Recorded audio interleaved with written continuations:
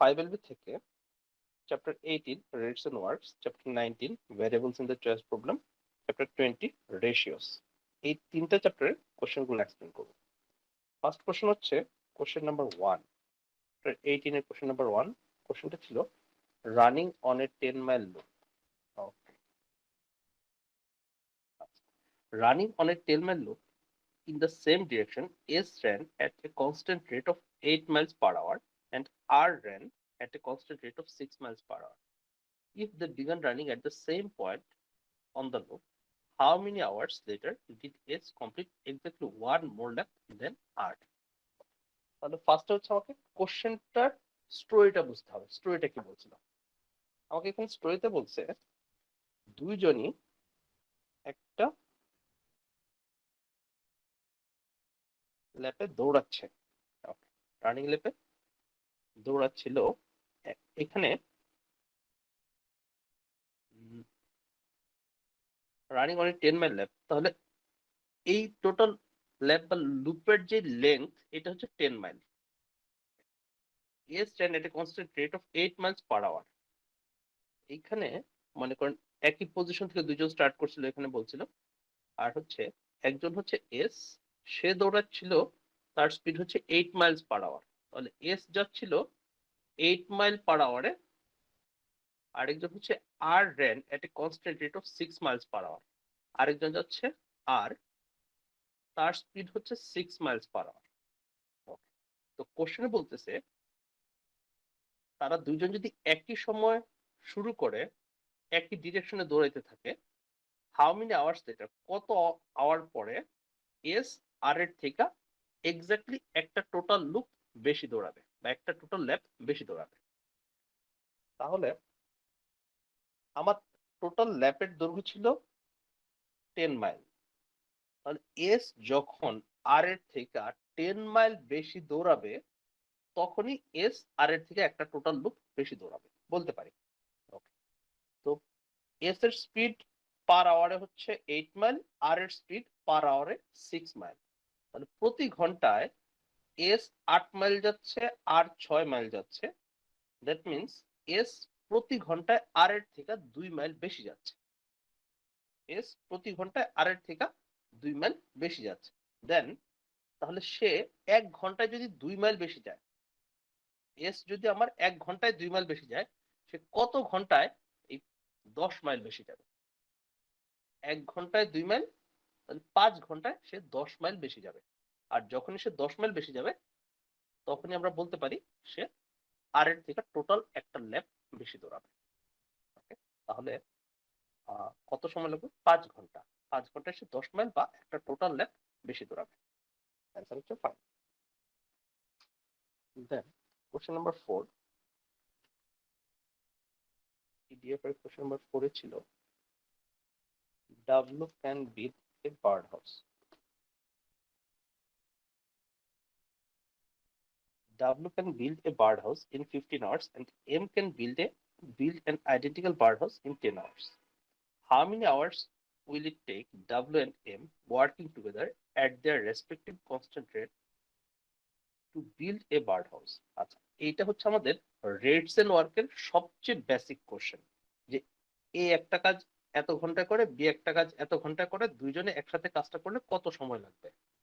ওকে, একেবারে fixed step. তাহলে এখানে কার কার কথা বলছে? একজন হচ্ছে ডাব্লু আর একজন হচ্ছে এম।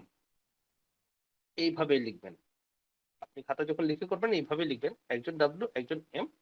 কাজটা ডাব্লু করতেছে 15 ঘন্টায়, ডাব্লু কাজটা করতেছিল 15 ঘন্টায়, এম কাজটা করতেছিল 10 ঘন্টায়। তাহলে এম করতেছিল 10 ঘন্টায়। ওকে, তাহলে এখন বের করতে হবে তাদের রেট কত। যে রেট মানে হচ্ছে প্রতি ঘন্টায় সে কতটুকু কাজ করে। সে টোটাল কাজ করে 15 ঘন্টায়, তাহলে 1 ঘন্টায় করবে টোটাল কাজের 15 ভাগের 1 অংশ। তাহলে তার রেট হচ্ছে 1/15, এর রেট হচ্ছে 1/10। তাহলে ডাব্লু 1 ঘন্টা কাজ করলে টোটাল কাজের এত অংশ করতেছে, এম 1 ঘন্টা কাজ করলে টোটাল কাজের এত অংশ করতেছে। দেন দুইজন যখন একসাথে কাজটা করবে, তখন ডাব্লু এতটুকু কাজ করতেছে, এম এতটুকু কাজ করতেছে, দুইজনের টোটাল কাজ করতেছে, এটা যোগফল। ওকে, যোগফল কত আসতেছে? লসাগু করা ছাড়া কাজ নেই। লসাগু হচ্ছে আমার 32 আর 3 3 আর 2 5। ওকে, তাহলে 30 মাঝে 5, দ্যাট মিনস 1/6। তাহলে এটা হচ্ছে তারা 1 ঘন্টায় কাজ করতেছে, টোটাল কাজের 6 ভাগের 1 অংশ। 1 ঘন্টায় কাজ, দুইজন যখন 1 ঘন্টায় কাজ করতেছিল ওইটা তো যোগ করছি আমি এখানে। ওকে, তো ভ্যালু পাইছি আমি 1/6। তাহলে 1 ঘন্টায় যদি 1/6 অংশ কাজ করে, টোটাল কাজ করতে কত সময় লাগবে? জাস্ট এইখানে যে ফ্র্যাকশনটা পাবেন এই ফ্র্যাকশনটাকে উল্টায় দিবেন। 1/6 হলে আপনার 6/1 বা 6 ঘন্টা সময় লাগবে। তারা 1 ঘন্টায় যদি টোটাল কাজের 6 ভাগের 1 ভাগ করে, টোটাল কাজ করতে আমার টোটাল 6 ঘন্টা সময় লাগবে। ওকে, আনসার হচ্ছে 6। দেন কোশ্চেন নাম্বার হচ্ছে 5। এখানে বলা হচ্ছে machine A which produces 15 golf clubs per hour. Machine A which produces 15 golf clubs per hour fills a production lot in 6 hours.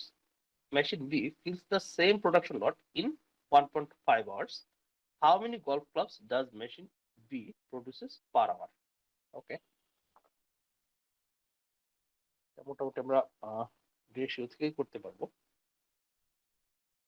Rates and work ratio খুবই রিলেটেড। একটা হচ্ছে মেশিন এ আর একটা হচ্ছে মেশিন বি। মেশিন এ produce করতেছে 15টা golf club 1 ঘন্টায়। Machine এ 1 ঘন্টায় 15টা golf club produce করতেছে and fills a production lot in 6 hours. একইভাবে মেশিন এ একটা প্রোডাকশন লট ফিল করতেছে 6 ঘন্টায় কাজ করতেছে। এখন machine B fills the same production lot in 1.5 hours. Machine B same production lot fill করতেছিল 1.5 আওয়ার্সে। দেখেন উপরে লিখছিলাম গলফ ক্লাবের সংখ্যা, 15টা গলফ ক্লাব প্রিপেয়ার করছিল। আচ্ছা, তাহলে গলফ ক্লাবের সংখ্যা 6 ছিল, এই প্রোডাকশন লট ফিল করতে তার যত সময় লাগে। ওকে, দেন মেশিন বি হচ্ছে সেম প্রোডাকশন লট ফিল করতে পারতেছে 1.5 ঘন্টায়। তাহলে এ যেই কাজটা 6 ঘন্টায় করে, বি ওই কাজটা 1.5 ঘন্টায় করে। এই জায়গায় মানে ট্র্যাপে পড়ার একটা চান্স আছে। দেখেন এ যে কাজটা 6 ঘন্টায় করতেছে, বি এই কাজটা 1.5 ঘন্টায় করতেছে। দ্যাট মিনস বি এর কিন্তু মানে স্পিড বেশি। এর 6 ঘন্টার কাজ বি 1.5 ঘন্টায় করতে পারে। ওকে, তাহলে বি এর কাজ করার রেট হচ্ছে এর তুলনায় 4 গুণ। বি এর কাজ করার রেট হচ্ছে এর তুলনায় 4 গুণ, কারণ সে সমান পরিমাণ কাজ ওই কাজটাই 4 ভাগের 1 ভাগ সময়ে করছিল। 6 এর 4 ভাগের 1 ভাগ হচ্ছে আমার 1.5। ওকে, তাহলে আমি এখান থেকে বুঝতে পারতেছি এর কাজ করার রেটের থেকে বি এর কাজ করার রেট হচ্ছে 4 গুণ বেশি। তো জিজ্ঞেস করছে বি কতগুলা, how many golf club be produce করতে পারবে। তাহলে তার যেহেতু রেটই 4 গুণ, সব কাজে সে 4 গুণ বেশি করবে। ওকে, তাহলে সে 15টা প্রডিউস করতে পারতো, বি প্রডিউস করবে 4 গুণ, 4 15 60, 60 অ্যান্সার। ওকে, বাট এইটা কিন্তু টাইম ছিল, যার স্পিড বেশি তার কাজটা করতে সময় কম লাগবে। ওকে, দেন কোশ্চেন নাম্বার 6। এখানে বলতেছে D drove from A to B at 50 miles per hour and returned by the same route at 60 miles per hour. His average speed for the round trip in miles per hour. এটা খুবই interesting একটা question, এবং এই question আসলে directly আমি answer বলে দিতে পারবো। অপশন বি হচ্ছে, অপশন বি বড় হবে। তাহলে এটা একটা স্পেসিফিক টাইপের কোশ্চেন, এই কোশ্চেনটা এইভাবেই আসে। একটা পয়েন্ট হচ্ছে এ আর একটা পয়েন্ট হচ্ছে বি, যে যাচ্ছিল তার নাম হচ্ছে ডি। আচ্ছা, সমস্যা নেই। তো সে যাইতে সময় তার স্পিড ছিল 50 মাইল পার আওয়ার, ব্যাক করতে সময় তার স্পিড হচ্ছে 60 মাইল পার আওয়ার। জিজ্ঞেস করছে অ্যাভারেজ স্পিড কত। এখন এই কোশ্চেনের টার্গেট হচ্ছে যারা আপনার 150 নিচে পাবে বা অ্যারাউন্ড 150 পাবে, তারা বলবে 50 মাইল পার আওয়ার স্পিডে গেছিল আর 60 মাইল পার আওয়ার স্পিডে ব্যাক করতেছে, অ্যাভারেজ হবে এই 50 আর 60। জিজ্ঞেস করছে অ্যাভারেজ স্পিড। হ্যাঁ লুথুর ভাই। ভাই এটা আপনার মেগুসের ভিডিওতে ছিল না ওয়ার্ড প্রবলেমে? হ্যাঁ, এই কোশ্চেনটা অনেক এই জায়গাতেই থাকে। কোশ্চেনটা ছিল ভাই, হ্যাঁ। হ্যাঁ, সেম আপনি ভাই সেম। দুইটা স্টেপে করছিলেন, দুইটা মানে দুটো পদ্ধতিতে করছিলেন এই ম্যাথটা। ওকে, হ্যাঁ, আমি ওইটা আবার রিপিট করবো। ও আচ্ছা ভাই। ঠিক আছে, তাহলে বলা হচ্ছে একটা পয়েন্ট এ একটা পয়েন্ট বি, কোনো একজন যাচ্ছিল 50 মাইল পার আওয়ার স্পিডে, ব্যাক করতেছে 60 মাইল পার আওয়ার স্পিডে। জিজ্ঞেস করা হয়েছে অ্যাভারেজ স্পিড কত। তো অ্যাভারেজ স্পিড হবে, মানে ট্র্যাপটা হচ্ছে অ্যাভারেজ স্পিড, আপনি দুইটা স্পিড আপনার কাছে আছে, অ্যাভারেজ বের করে ফেলবেন। 50 আর 60 এর অ্যাভারেজ হচ্ছে 55। এইটা হচ্ছে আপনার ট্র্যাপ অ্যান্সার। ওকে, এবং আপনি মোটামুটি ক্যালকুলেশন করে কনফিডেন্টলি এই অ্যান্সারটা চুজ করবেন আর কি, যখন আপনি নাম্বারটা পাবেন না। কারণ হচ্ছে কখনোই এই অ্যাভারেজ স্পিড, এদের অ্যাভারেজ স্পিডটা এদের অ্যারিথমেটিক অ্যাভারেজের সমান হবে না। কখনো অ্যাভারেজটা অ্যারিথমেটিক অ্যাভারেজের সমান হবে না। কেন হবে না? কেন হবে না? কারণ হচ্ছে অ্যাভারেজ স্পিড মানে হচ্ছে total distance by total time, দুইটা স্পিডের অ্যাভারেজ না। Average speed is equal to total distance by total time. Okay, তো এইখানে আমি যদি একটা ভ্যালু ধরে নিই, হচ্ছে আপনার 300 মাইল। এ থেকে বি এর ডিস্টেন্স যদি 300 মাইল হয়, 50 মাইল পার আওয়ার স্পিডে যাইতে তার সময় লাগবে 6 ঘন্টা, 6 আওয়ার্স। আবার 60 মাইল পার আওয়ার স্পিডে ব্যাক করতে তার সময় লাগবে 5 ঘন্টা। ওকে, আমি ধরছিলাম টোটাল ডিস্টেন্স হচ্ছে 300 মাইল। দেন অ্যাভারেজ স্পিড কিভাবে পাবো? টোটাল ডিস্টেন্স, সে 300 মাইল গেছিল, 300 মাইল ব্যাক করছে, তাহলে টোটাল 600 মাইল সে ট্রাভেল করছে। ওকে, আর ডিভাইড বাই টোটাল টাইম দরকার হয়েছিল তার 6 আর 5, 5 হচ্ছে 11, 11। ওকে, তাহলে 600 কে 11 দিয়ে ভাগ করলে ভ্যালু আসবে আপনার 5 11 55, থাকলো 50, 4 11 44, পয়েন্ট এরকম 5454 এরকম আসবে। ওকে, আর যাই হোক আমার ওই 55 এর কম আসবে, অবশ্যই অ্যাভারেজ স্পিডটা 55 এর কম আসবে। ওকে, তাহলে 55 এর ভ্যালু সবসময় বড় হবে। এছাড়া হচ্ছে আপনি ভাই এই জায়গা কি 300 মাইলস ওটা কি ধরে নিছেন? হ্যাঁ, আমি একটা র্যান্ডম ভ্যালু ধরে নিচ্ছি। আচ্ছা এই জায়গা যদি উপরে আমি 600 ধরতাম, মানে আরো যদি ডবল করে ধরতাম? হ্যাঁ, উপরে 600, আপনি যেই ভ্যালু নেন না কেন, আপনার এভারেজ স্পিড এরকম আসবে, এটি আসবে। ডিস্টেন্সের ভ্যালু আপনি যতই নেন না কেন, আপনি এটি আসবে।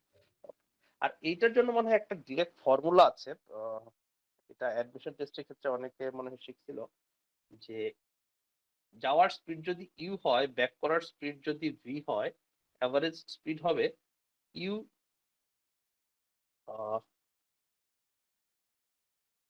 ছিল 20 ইউ প্লাস ভি নাকি, আচ্ছা, U V 300 UV divide by 20 U plus V মনে হয়। আচ্ছা, যাই হোক, এরকম একটা ডিরেক্ট ফর্মুলা ছিল। আমি যদিও ফর্মুলাটা প্রেফার করব না, কারণ আমাদের লজিকে ডিরেক্ট উইদিন 5 সেকেন্ড আপনি বলে দিতে পারবেন তাদের অ্যাভারেজ স্পিডটা অ্যারিথমেটিক অ্যাভারেজের থেকে কম হবে। তাদের অ্যাভারেজ স্পিডটা অ্যারিথমেটিক অ্যাভারেজের স্পিডের কম হবে। তো অ্যারিথমেটিক অ্যাভারেজটা সব সময় বড় হবে। ওকে, ঠিক আছে। ভাই ওরা যদি 1 ঘন্টায় পার হয় আর কি, মনে করেন যে 50 মাইলস পার আওয়ার আছে উপরে, এর থেকে বিতে গেল 50 মাইলস পার আওয়ার, ওইটা আমি 50 ধরবো। আবার বি থেকে যখন এতে আসতেছে তখন 60 মাইলস পার আওয়ার। আমি 1 আওয়ারের ক্যালকুলেশন যদি করি, ওকে, তাহলে সে যদি 50 মাইল পার আওয়ার স্পিডে 1 ঘন্টা যায়, তাহলে এটুকু ডিস্টেন্স 50 মাইল হচ্ছে। জি কিন্তু সে যখন 60 মাইল পার আওয়ার স্পিডে ব্যাক করতেছে, তখন তো তার 1 ঘন্টা লাগবে না, কম সময় লাগবে। ও হ্যাঁ ঠিক আছে, এইটাই ভাই বুঝতে পারছি। হ্যাঁ ওকে, ঠিক আছে। আর আপনি যদি এটা ওয়েটেড অ্যাভারেজ থেকে আসেন, ওয়েটেড অ্যাভারেজে হচ্ছে আপনার যে একটা স্পিড 50, একটা স্পিড 60, এইখানে ছিল তারা যেহেতু সেম ডিস্টেন্স যাচ্ছিল, সেম ডিস্টেন্স ব্যাক করছে, তো 50 মাইল স্পিডে গেছিল 6 ঘন্টা, তাহলে 50 ওয়েট হচ্ছে 6, আর 60 মাইল স্পিডে যাচ্ছিল 5 ঘন্টা। ওকে, তাহলে 50 আর 60 এর ওয়েটেড অ্যাভারেজে হবে, ওয়েটেড অ্যাভারেজে অ্যাভারেজটা ঠিক এই দুইটার মিড পয়েন্টে হয়।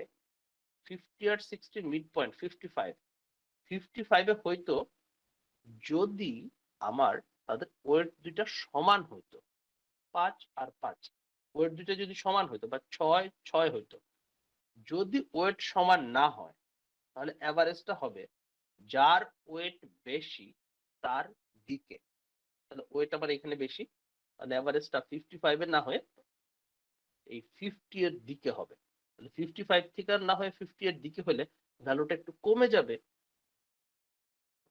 তাহলে এই দুইটার মিড পয়েন্টে কখনোই আসবে না, মিড পয়েন্টটা সবসময় বড়ই থাকবে। ওকে, এটা এই এই কোশ্চেনটা আপনি, এই টাইপের কোশ্চেনটা আপনি প্র্যাকটিস করতে করতে মনে রাখতে পারেন। ডিরেক্টলি যদি এরকম চলে আসে, হয়তো আসার পসিবিলিটি কম, বাট ডিরেক্টলি যদি চলে আসে, উইদিন 5 সেকেন্ড কনফিডেন্টলি আপনি অ্যান্সার দিয়ে দিতে পারবেন। ঠিক আছে, দেন কোশ্চেন নাম্বার 8 এ বলতেছে a traveled at a rate of x miles per hour for twice x.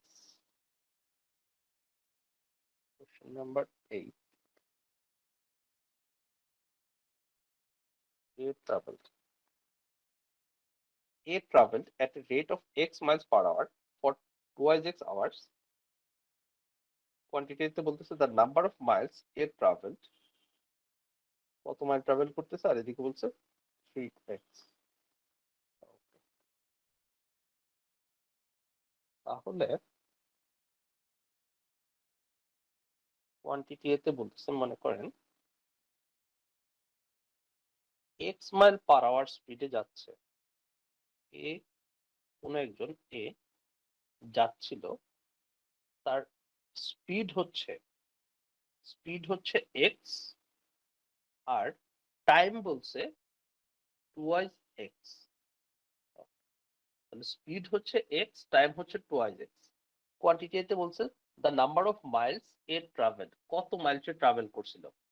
Distance চাওয়া হচ্ছে, এটা একটা direct formula, distance equal to speed into time, distance equal to speed into time. তাহলে x হচ্ছে তার speed, আর twice x বলা হয়েছে তার টাইম। তাহলে ডিস্টেন্সের ভ্যালু পাবো আমি এই x ইনটু টি এর ভ্যালু হচ্ছে টুয়াইজ x, তাহলে টুয়াইজ x স্কয়ার। এটা হবে আমার কোয়ান্টিটি a এর ভ্যালু। তো কোয়ান্টিটি এর ভ্যালু হচ্ছে টুয়াইজ x স্কয়ার, আর কোয়ান্টিটি b তে বলছে 3x। কোনটা বড় হবে? ওকে, কি করতে পারি আমি, বোথ সাইডকে যদি আমি x দিয়ে ভাগ করে দিই, x দিয়ে ভাগ করলে এই পাশে থাকবে অনলি টুয়াইজ x, এই পাশে হচ্ছে 3। তো আমার x এর ভ্যালু যদি মনে করেন 1 হয়, তাহলে 1 হলে 2 কে 2, আর x এর ভ্যালু 1 হলে তো এখানে অনলি 3 থাকতেছে। বাট x এর ভ্যালু যদি আমার 2 হয়, 2 দুগুণে 4, এটা তো অনলি 3। ওকে, তো ডিফারেন্ট অ্যান্সার পাচ্ছি, অ্যান্সার চলে আসতেছে ডিতে। ওকে, দেন কোশ্চেন নাম্বার 9, এখানে বলা হচ্ছে she travel the first 2/3 of 60 mile trip. She traveled the first 2/3 of the 60-mile trip at 20 miles per hour and the remainder of the trip at 30 miles per hour. How many minutes later would she have traveled if she had completed the entire trip at 20 miles per hour? তাহলে কি বলা হচ্ছে, বলা হচ্ছে 60 মাইলের একটা trip ছিল। She traveled the first 2/3 of a 60 mile trip. তাহলে ট্রিপের লেন্থ হচ্ছে আমার 60 মাইল। এই 60 মাইলের মাঝে প্রথম 3 ভাগের 2 ভাগ, 60 এর 3 ভাগের 1 ভাগ হচ্ছে আমার 20, 3 ভাগের 2 ভাগ হচ্ছে আমার 40। প্রথম 40 মাইল, এই প্রথম 40 মাইল যাচ্ছিল 20 মাইল পার আওয়ার স্পিডে। এখানে স্পিড হচ্ছে 20 mile per hour. And the remainder of the trip, কতটুকু বাকি আছে আমার, 60 থেকে 40 মাইল চলে গেছে, বাকি আছে 20 mile. The remainder of the trip at 30 mile per hour. তাহলে বাকিটুকুতে স্পিড হচ্ছে 30 মাইল পার আওয়ার। বলতেছে how many minutes later would she have arrived if she had completed the entire trip at 20 mile per hour. এখন বলতেছে সে যদি total ট্রিপটাই এই 20 mile per hour স্পিডে যাইতো, 20 মাইল পার আওয়ার স্পিডে যাইতো, তাহলে সে কত মিনিট লেটে যা পৌঁছাইতো। ওকে, তাহলে দেখি আমি এইভাবে যখন যাচ্ছিল কত সময় লাগতেছে আর 20 মাইল পার আওয়ার স্পিডে গেলে কত সময় লাগবে, এটা বের করলে আমি অ্যান্সার পাবো, বের করতে পারবো। তাহলে 60 মাইল ছিল টোটাল ডিস্টেন্স। প্রথম 40 মাইল যদি আমার 20 মাইল পার আওয়ার যায়, তাহলে 20 মাইলে যদি এক ঘন্টায় 20 মাইল গেলে 40 মাইল যেতে সময় লাগবে 2 ঘন্টা। তাহলে এটুকু গেছিল 2 ঘন্টায়। তো বাকি ছিল আমার 20 মাইল। 20 মাইল যদি আমার 30 mile per hour, 30 mile per hour মানে হচ্ছে 1 ঘন্টায় 30 মাইল যাচ্ছে। তাহলে 20 মাইল যেতে কত সময় লাগবে? তো বলতে পারি যে 60 মিনিটে যাচ্ছিল 30 মাইল। দেখেন 60 মিনিটে যাচ্ছিল 30 মাইল, তাহলে মিনিট হচ্ছে ডাবল। 30 মাইল যাচ্ছিল 60 মিনিটে, তাহলে 20 মাইল যাবে ডাবল 40 মিনিটে। ওকে, তাহলে 20 মাইল যাবে আমার 40 মিনিটে। এইখানে 2 ঘন্টা, এখানে 40 মিনিট। তো এইভাবে গেলে তার সময় লাগছিল 2 আওয়ার 40 আওয়ার। আর 60 মাইলের ট্রিপ যদি সে টোটাল 20 মাইল পার আওয়ার স্পিডে যাইতো, তাহলে 1 ঘন্টায় 20 মাইল, 60 মাইল যেতে সময় লাগবে 3 ঘন্টা। তাহলে তার টোটাল 3 আওয়ার্স টাইম লাগবে। তো জিজ্ঞেস করছে এই স্পিডে গেলে সে কত মিনিট পরে পৌঁছাইতো। তো এইভাবে গেলে 2 ঘন্টা 40 মিনিটে চলে যাচ্ছে, আর এইভাবে গেলে 3 ঘন্টা সময় লাগতেছে। কত মিনিট বেশি লাগছে? Only 20 minute. এগুলোর জন্য আমাদের কোনো ইকুয়েশনও বানাইতে হবে না, জাস্ট স্টোরিটা বুঝে স্টেপ বাই স্টেপ চলে আসবে। Then question number 10, R traveled from home to school.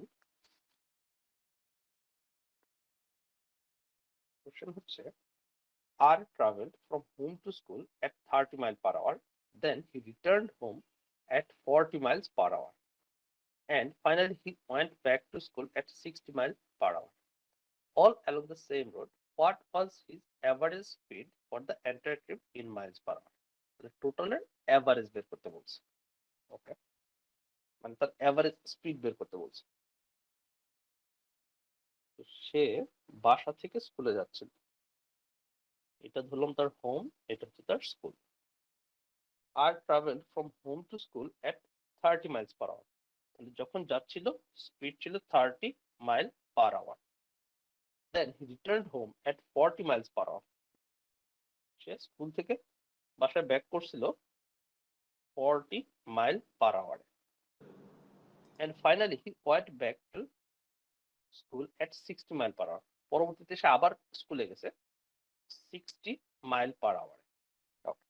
তো জিজ্ঞেস করা হচ্ছে তার এভারেজ স্পিড কত। এভারেজ স্পিড হবে, আমরা জানি, অবশ্যই total distance by total time. Total distance by total time. কি করব, আমি এমন একটা ডিস্টেন্স ধরে নিব। জি লুৎফর রহমান ভাই। ভাইয়া সে he went back to school 60 miles, তো এখানে তো সে আসার কথা স্কুল তো যাওয়ার কথা না। সে went back to school, back to school, স্কুলে যাচ্ছিল, ও আচ্ছা ভাই। তাই না? তাহলে আমরা হচ্ছে এভারেজ স্পিড বের করব, আমি একটা ডিস্টেন্স ধরে নিব, এমন একটা ডিস্টেন্স ধরে নিব যেই ডিস্টেন্সটাকে এই 3টা নাম্বার দ্বারা ভাগ যায়, যেন আমার ফ্র্যাকশন না আসে। তো 30 40 60 3টা নাম্বার দিয়ে ভাগ যায়, এরকম নাম্বার হচ্ছে 120। তাহলে ধরলাম হোম থেকে স্কুলের ডিস্টেন্স 120। তাহলে এই স্পিডে 120 মাইল যেতে তার সময় লাগবে, প্রতি ঘন্টায় 30 মাইল গেলে সময় লাগবে 4 ঘন্টা। 40 মাইল পার আওয়ার স্পিডে ব্যাক করলে 120 মাইল, সময় লাগবে 3 ঘন্টা। আবার 60 মাইল পার আওয়ার স্পিডে স্কুলে গেলে 2 ঘন্টা সময় লাগবে। তাহলে এটা হচ্ছে টোটাল টাইম। আর টোটাল ডিস্টেন্স কত? 120 মাইল সে 3 বার ট্রাভেল করছে, তাহলে 3 120 360। 360 মাইল হচ্ছে total distance by total time. Total distance by total time হচ্ছে আমাদের এভারেজ স্পিড। টোটাল টাইম হচ্ছে 4 আর 3 7 আর 2 9 9। তো 9 দিয়ে 36 কাটলাম, 4 9 36 0 40। 40 মাইল পার আওয়ার হচ্ছে তার এভারেজ স্পিড। কিন্তু কোনোভাবেই এই তিনটা স্পিডের এভারেজ 30 প্লাস 40 প্লাস 60, এই তিনটার এভারেজ আমার এভারেজ স্পিড হবে না। 100 130 কে 3 দিয়ে ভাগ করলে হচ্ছে 123.33, 123.33। আচ্ছা, এটা হচ্ছে সরি, তাহলে হচ্ছে 130 কে আমি 3 দিয়ে ভাগ করব, 40 120 43.33। ওকে, আপনি যদি 43.33 অ্যান্সার বের করতেন, আপনার অপশনে 40 আছে 45 আছে, অবশ্যই আপনার কাছাকাছি ভ্যালু হচ্ছে 45, এটা অ্যান্সার নিতেন। ওকে, বাট এটা কখনোই এভারেজ স্পিড হবে না, এবং এটা খুবই স্ট্রং একটা ট্র্যাপ। এটা খুবই স্ট্রং একটা ট্র্যাপ। এভারেজ দেখেই আর এভারেজ স্পিড, তাহলে স্পিডের এভারেজ করতে হবে। সবগুলো তিনটা স্পিডই আমার কাছে দেয়া আছে, খুবই সহজ অঙ্ক, এভারেজ বের করলে হয়ে যাচ্ছিল। ওকে, বাট এটা কখনোই হবে না। দেন কোশ্চেন নাম্বার 11, এখানে বলা হচ্ছে two workers, number 11 12 workers 12 workers pack boxes at a constant rate of 60 boxes in 9 minutes. How many minutes would it take 27 workers to pack 180 boxes if all workers pack boxes at the same constant rate?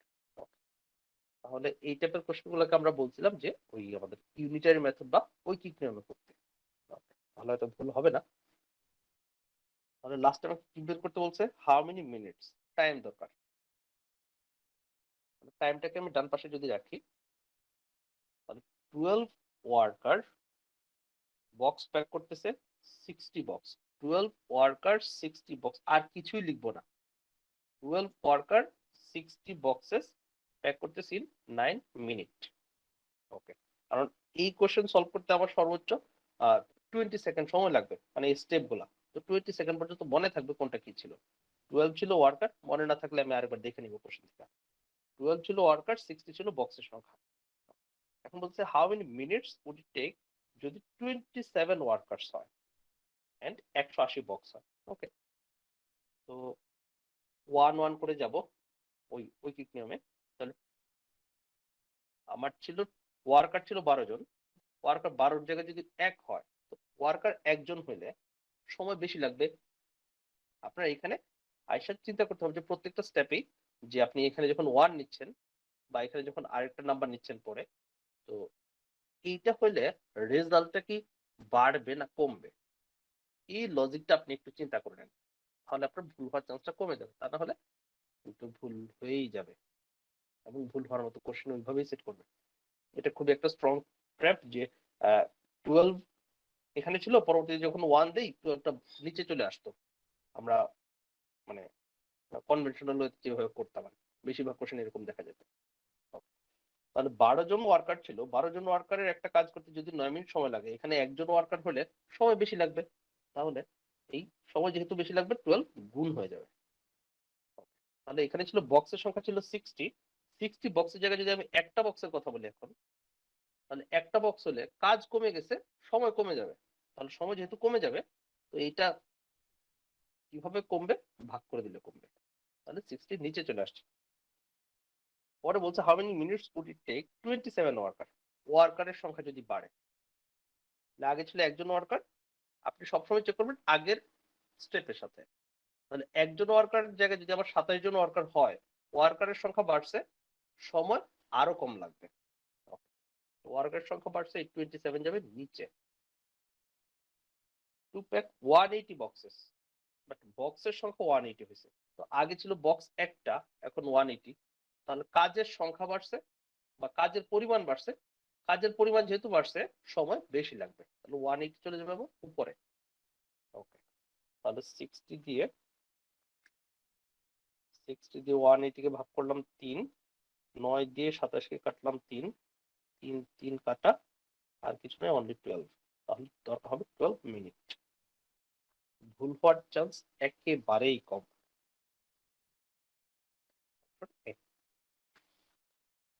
Then question number 12, number 12 এ বলা হচ্ছিল to service a single device. To service a single device in 12 seconds, 700 nanorobots are required, with all nanorobots working at the same constant rate. আচ্ছা, এটা এমনিতেই বলে, but সবগুলাই একই রেটে কাজ করবে, তা নাহলে কোশ্চেনটা আসলে এক্সিস্ট করবে না বা সলভ করা যাবে না। With all nanorobots working at the same constant rate, how many hours would it take for a single nanorobot to service 12 devices? তাহলে একটা ন্যানোরোবটের 12টা ডিভাইস সার্ভিস করতে কত সময় লাগবে? তাহলে টাইম চাওয়া হয়েছে, টাইমকে আমি ডান পাশে রাখবো। তো to service a single device in 12 seconds 700 nanorobots are required. Okay, তাহলে বলতে পারি আমি 700 ন্যানোরোবট দরকার হয় একটা ডিভাইস সার্ভিস করতে 12 সেকেন্ডে। তাহলে 700 ন্যানোরোবট একটা ডিভাইসকে হচ্ছে সার্ভিস করতেছে 12 সেকেন্ড। 12 সেকেন্ড। এখন তাহলে 700 ন্যানোরোবট থেকে যদি একটা ন্যানোরোবট হয়, তাহলে রোবটের সংখ্যা কমে গেছে, সময় বেশি লাগবে। তাহলে সময় 12 ইন্টু 700, সময় বেশি লাগবে, সময় গুণ হয়ে গেছে। দেন তাহলে, আর এটা তো আগেই 1 ছিল, এখনো 1 বলতেছে how many hours. G Luther Rahman ভাই। ভাইয়া তখন যেভাবে ওয়ানের সময় 60টা নিচে ছিল, হ্যাঁ, এখন কি ওয়ানটা কি নিচে থাকবে? 60 সময় 1টা যেরকম নিচে ছিল, বা 60টা নিচে ছিল, হ্যাঁ, হ্যাঁ 60 নিচে ছিল, এখানে কি ওকে, ওয়ানটা কি নিচে থাকবে এই ম্যাথে? 12 1 ইন্টু তো নিচে 7। সবসময় থাকতেই আছে। না ভাই, আমি তো ওইখানে বুঝতেছিলাম যে মাঝখানেরটা নিচে যাচ্ছে আমার আমার হিসাবে। আমার এইখানে হচ্ছে মাঝখানেরটা আগেরটা কি ছিল, 12 জন 60 বক্স ছিল, হ্যাঁ বক্সের সংখ্যা যখন কমে আসছে, 60 সংখ্যক বক্স ছিল, বক্সের সংখ্যা যখন কমে আসছিল, তাহলে কাজ যেহেতু কমে গেছে, সময় কম লাগবে, তার জন্য এটা ভাগ হয়ে গেছে। আচ্ছা ভাই। ওকে, আর এইখানে মানে একটার সাথে আরেকটা রিলেট করবেন না। আপনার হচ্ছে কাজ হচ্ছে প্রত্যেকটা স্টেপের সাথে আপনি এইটুকু চেক করবেন যে এই যে চেঞ্জটা করতেছি, এর জন্য এইখানে ভ্যালুটাকে ইনক্রিজ হওয়ার কথা না ডিক্রিজ হওয়ার কথা, ভাই আমি লজিক্যালি। এটাই বুঝতেছি না ভাইয়া, এই জিনিসটা আমি বুঝতেছি না খুব, মানে ওকে, আমরা এই টাইপের অনেকগুলো ট্রাবলসাম কোশ্চেন লাগতেছে। পাবো, ট্রাই করেন। আচ্ছা, তাহলে 700 ন্যানোরোবট একটা ডিভাইস সার্ভিস করতেছে 12 সেকেন্ড সময়ে। তো 700 রোবটের জায়গায় যদি রোবটের সংখ্যা একটা হয়, তাহলে 700 রোবট যে কাজটা করতো ওই কাজটা যদি একটা রোবটে করে, সময় বেশি লাগবে। ওকে, যেহেতু সময়টা বেশি লাগবে, এই ভ্যালুটা আবার বাড়বে। টাইমটা তো এখানে ছিল, ভ্যালুটা বাড়বে, এটা আমি তাহলে গুণ করে দিচ্ছি। আমার এইখানে ভ্যালুগুলো হয়তো গুণ হবে অথবা ভাগ হবে, তাহলে ভাগ করলে ভ্যালুটা ছোট হয়ে যাবে, গুণ করলে বড় হয়ে যাবে। যদি আবার ভ্যালুটা বড় বা ইনক্রিজ করার দরকার হয়, জাস্ট গুণ করে দিচ্ছি। দেন আর এখানে 1 ছিল, তো 1 এর জন্য তার কোনো চেঞ্জ হচ্ছে না। পরের স্টেপে আসবো, how many hours would it take for a single nanobot? তাহলে ন্যানো রোবটের সংখ্যা ইনক্রিজ করে নাই, তাহলে ন্যানো রোবট যদি একটাই হয় টু সার্ভিস 12 ডিভাইসেস, তাহলে একটা রোবটের একটা সার্ভিস, মানে একটা ডিভাইস সার্ভিস করতে যে সময় লাগতেছিল, তো এখানে যদি 12টা হয়, তাহলে একটা রোবট আমার যদি 12টা ডিভাইস সার্ভিস করে, তাহলে কাজের পরিমাণ বাড়ছে। আগে একটা ডিভাইস সার্ভিস করতে, এখন 12টা ডিভাইস সার্ভিস করতে হবে। তো কাজের পরিমাণ যেহেতু বাড়ছে, সময় বেশি লাগবে, সময় বেশি লাগলে এটা গুণ হয়ে যাবে ইন্টু 12 সেকেন্ডস।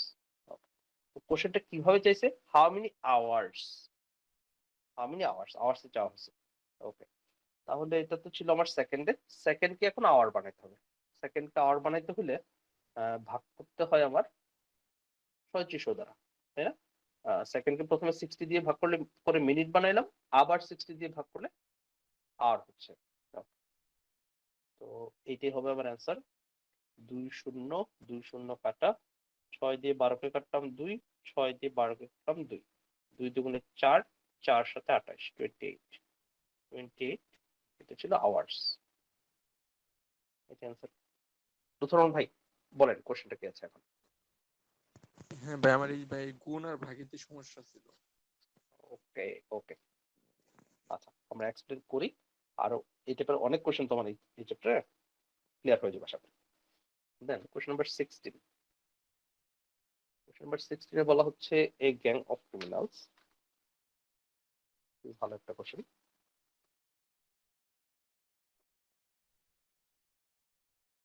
আপনি এই লেন্থের কোশ্চেন তো পাবেন, একেবারেই পাবেন, অনেক কোশ্চেন পাবেন এই লেন্থের। দেখা যাবে যে 60% কোশ্চেন আপনার ফার্স্ট সেকশন যখন ভালো হয়ে যাবে, সেকেন্ড সেকশন দেখবেন 60% কোশ্চেন এই লেন্থ, এবং প্রথমেই এই কোশ্চেন গুলো আপনি দেখেই ভয় পেয়ে যাবেন। বলা হয়েছে a gang of criminals hijacked a train heading due south, তাহলে সাউথের দিকে যাচ্ছিল। At exactly the same time, a police car located 50 miles north of the train started driving south toward the train on an adjacent roadway parallel to the train track. If the train traveled at a constant rate of 50 miles per hour, train speed যদি 50 miles per hour হয়, and the police car traveled at a constant rate of 80 miles per hour, how long after the hijacking did the police car catch up with the train? তাহলে hijack হওয়ার কত সময় পরে police কার ট্রেনটাকে ধরতে পারবে? তাহলে তারা কোশ্চেনটা যেভাবে মানে স্টোরিটা যেভাবে বলছে, আমি এইভাবে একটা ডায়াগ্রাম ড্র করব। যে কোনো কোশ্চেনই ডায়াগ্রামটা যদি ড্র করতে পারি, কোশ্চেনটা অনেক ইজি হয়ে যায়। দেখা যায় আমাদের আদার্স কোনো ইকুয়েশনও বানাইতে হয় না, আমরা স্টেপ বাই স্টেপ ক্যালকুলেশন করে এমনিতেই হয়ে যাবে।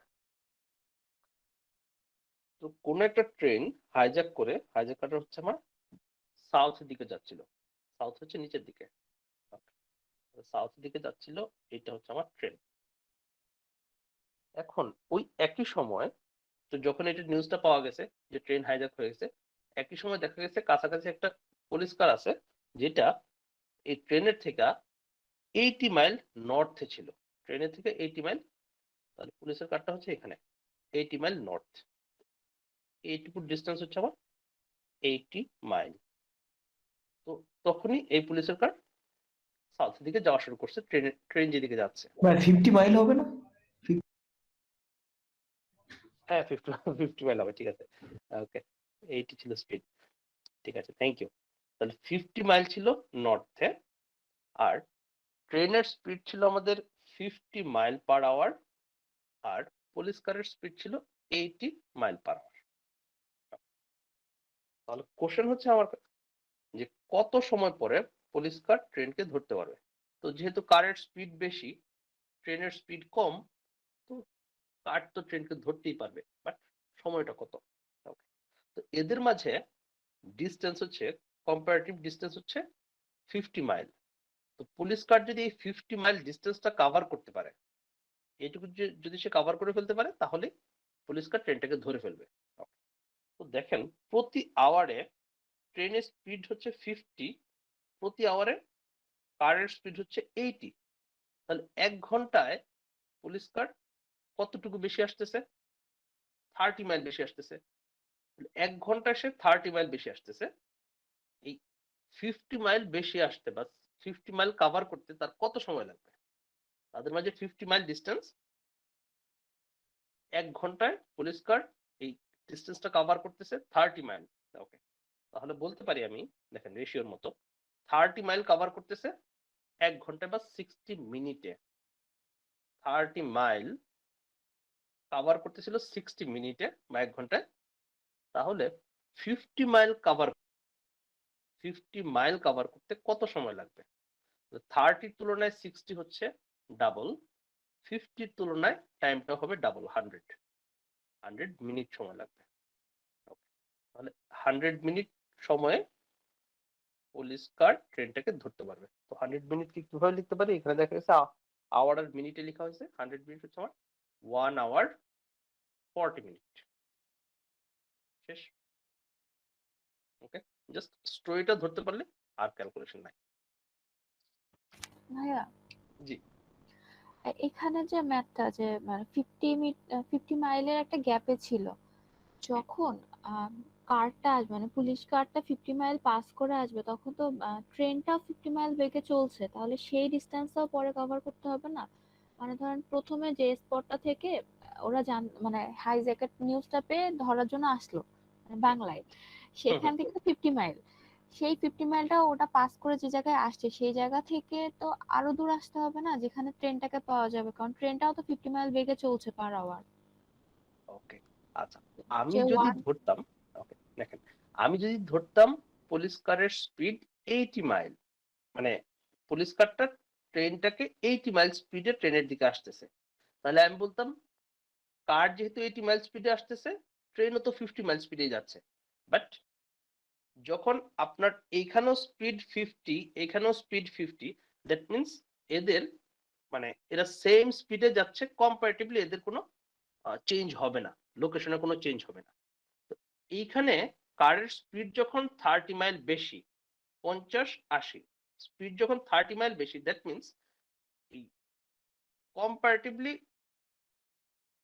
এই ট্রেনটা আমার এখানে থাকবে, এই কারের থেকে 50 মাইল ডিস্টেন্সে থাকবে, আর কারটা প্রতি আওয়ারে 30 মাইল করে এর কাছে আসতে থাকবে। বুঝতে পারছি?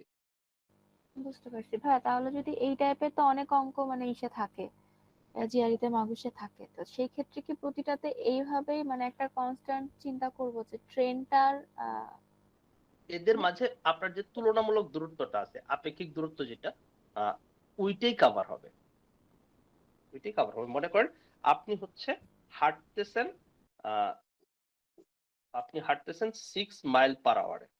ওকে, আপনি এইখানে আছেন, আরেকজন হচ্ছে আপনার থেকে 30 মাইল পেছনে আছে, 30 মাইল পেছনে আছে। তো সে দৌড়াচ্ছিল মনে করেন 12 mile per hour, 12 mile per আওয়ারে সে দৌড়াচ্ছে। ওকে, তো সে কত সময় পরে আপনাকে ধরতে পারবে? তখন তাহলে আপনার স্পিড 6 মাইল পার আওয়ার, তার স্পিড হচ্ছে 5 ঘন্টা 12 মাইল পার 5 আওয়ার। আওয়ার্স পর। তাহলে প্রতি ঘন্টায় সে আপনার থেকে বেশি 6 মাইল আসতেছে, মানে আপনাদের যে ডিস্টেন্সটা আছে এই ডিস্টেন্সটা সে প্রতি ঘন্টায় 6 মাইল করে কভার করতেছে। ওকে, তাহলে প্রতি হ্যাঁ, ঘন্টায় মানে 6 মাইল করে আমাদের কভার যে করবে। 30 আমি মানে সরে যাচ্ছি কিন্তু সেও আগাচ্ছে, এই জন্য মানে ডিস্টেন্সটা আস্তে আস্তে কমা শুরু করছে। এক্স্যাক্টলি, আচ্ছা exactly. Thank thank you. You ভাইয়া। এই কনফিউজ ছিলাম ওই ইসের অঙ্কের জন্য, ওই যে ট্রেনের দুইটা অঙ্ক থাকে না, যে একটা ট্রেন চলছে আরেকটা ট্রেন এসে ধরছে, তখন তো দুইটাকে ধরতে হয়, এই জন্য কনফিউজ হয়ে গেছি। ওকে, ঠিক আছে। দেন কোশ্চেন নাম্বার 18 ইন লুথরন ভাই, কোনো কোশ্চেন আছে আপনার?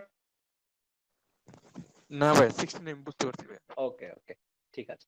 দেন কোশ্চেন নাম্বার 18 এ ছিল with 4 identical servers, with 4 identical servers, আচ্ছা এটা আমরা ইউটিলিটারি মেথডে করব। With 4 identical servers working at a constant rate, a new internet service provider processes 9,600 search requests per hour. If the search provider adds 2 more identical servers and the server work rate never varies, the search provider can process at those search requests in how many hours? তাহলে কত সময় লাগবে? তাহলে আওয়ারটা বের করতে হবে, আওয়ারকে আমি ডান পাশে রাখবো। দেন বলা হয়েছিল 4টা server, internet server 9,600 search request provide করতেছে 1 ঘন্টায়, 1 আওয়ারে। 4টা সার্ভার এতগুলা সার্চ রিকোয়েস্ট প্রসেস করতেছিল 1 ঘন্টায়। এখন if the search provider add 2 more identical server, তাহলে আরো 2টা অ্যাড করছে, দ্যাট মিন্স টোটাল হচ্ছে 6টা। বাট প্রথমে আমি হচ্ছে ওই 1 যেতে হবে। তো সার্ভার ছিল 4টা, সার্ভার যদি একটা হয়, 4টা সার্ভারের জায়গায় একটা সার্ভার হলে সার্ভার সংখ্যা কম হয়ে গেছে, সার্ভার সংখ্যা যদি কম হয় সময় বেশি লাগবে।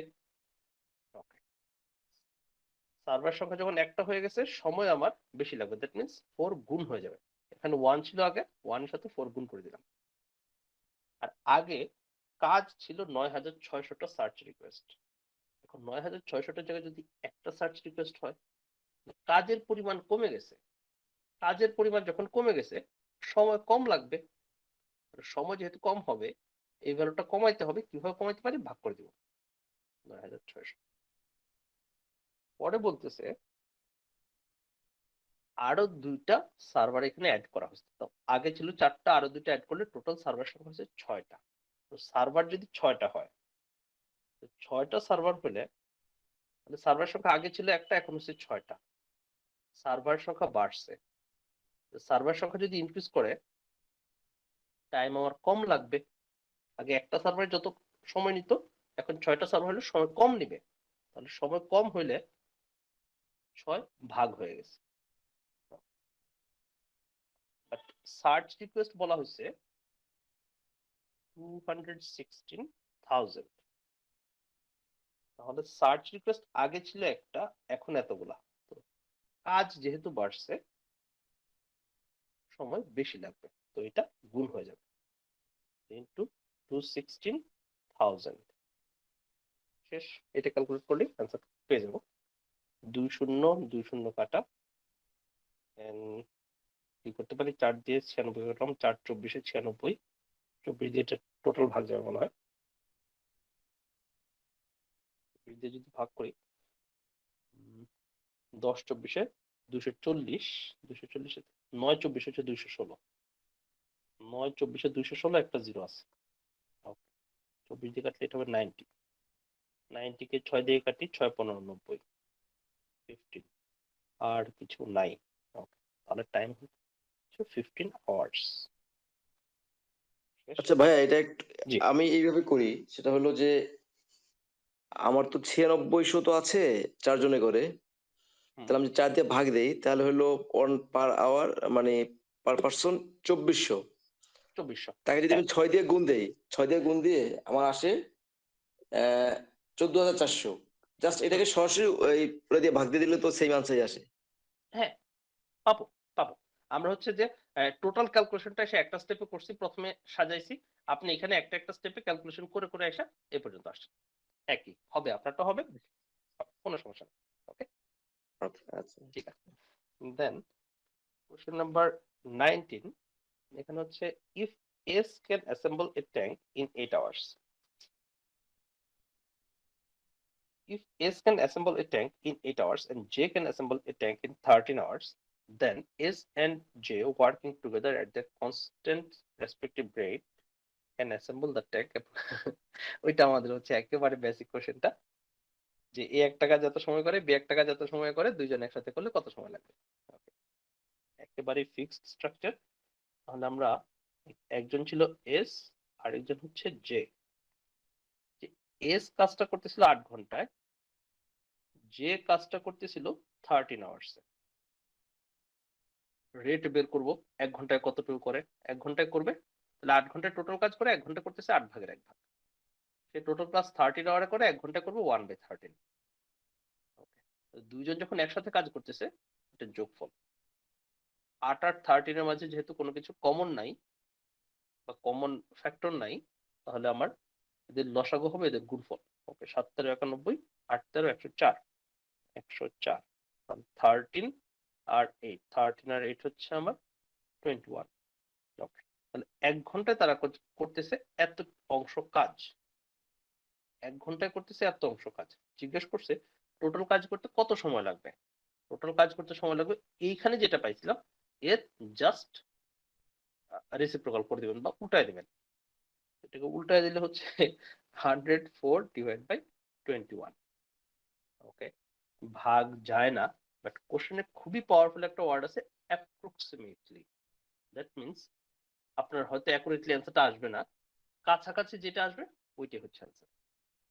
104 এর জায়গায় যদি আমার জাস্ট 105 হইতো, 104 এর জায়গায় যদি জাস্ট 105 হইতো, 21 দিয়ে ভাগ করতে পারতাম, 5 21 105।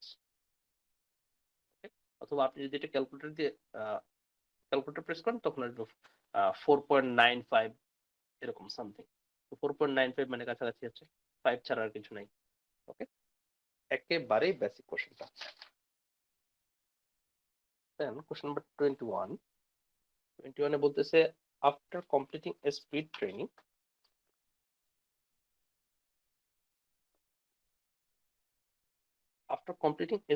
Training A translates art literature into English. Russian literature into English at a rate of 10 more than. Okay. After completing speed training, A translates Russian literature into English at a rate of 10 more than twice as many words per hour as he was able to translate before the training. Okay. If he was previously able to translate 10 words per minute, how many words can he now translate in 1 hour? তাহলে এখন সে কতগুলো word translate করতে পারে?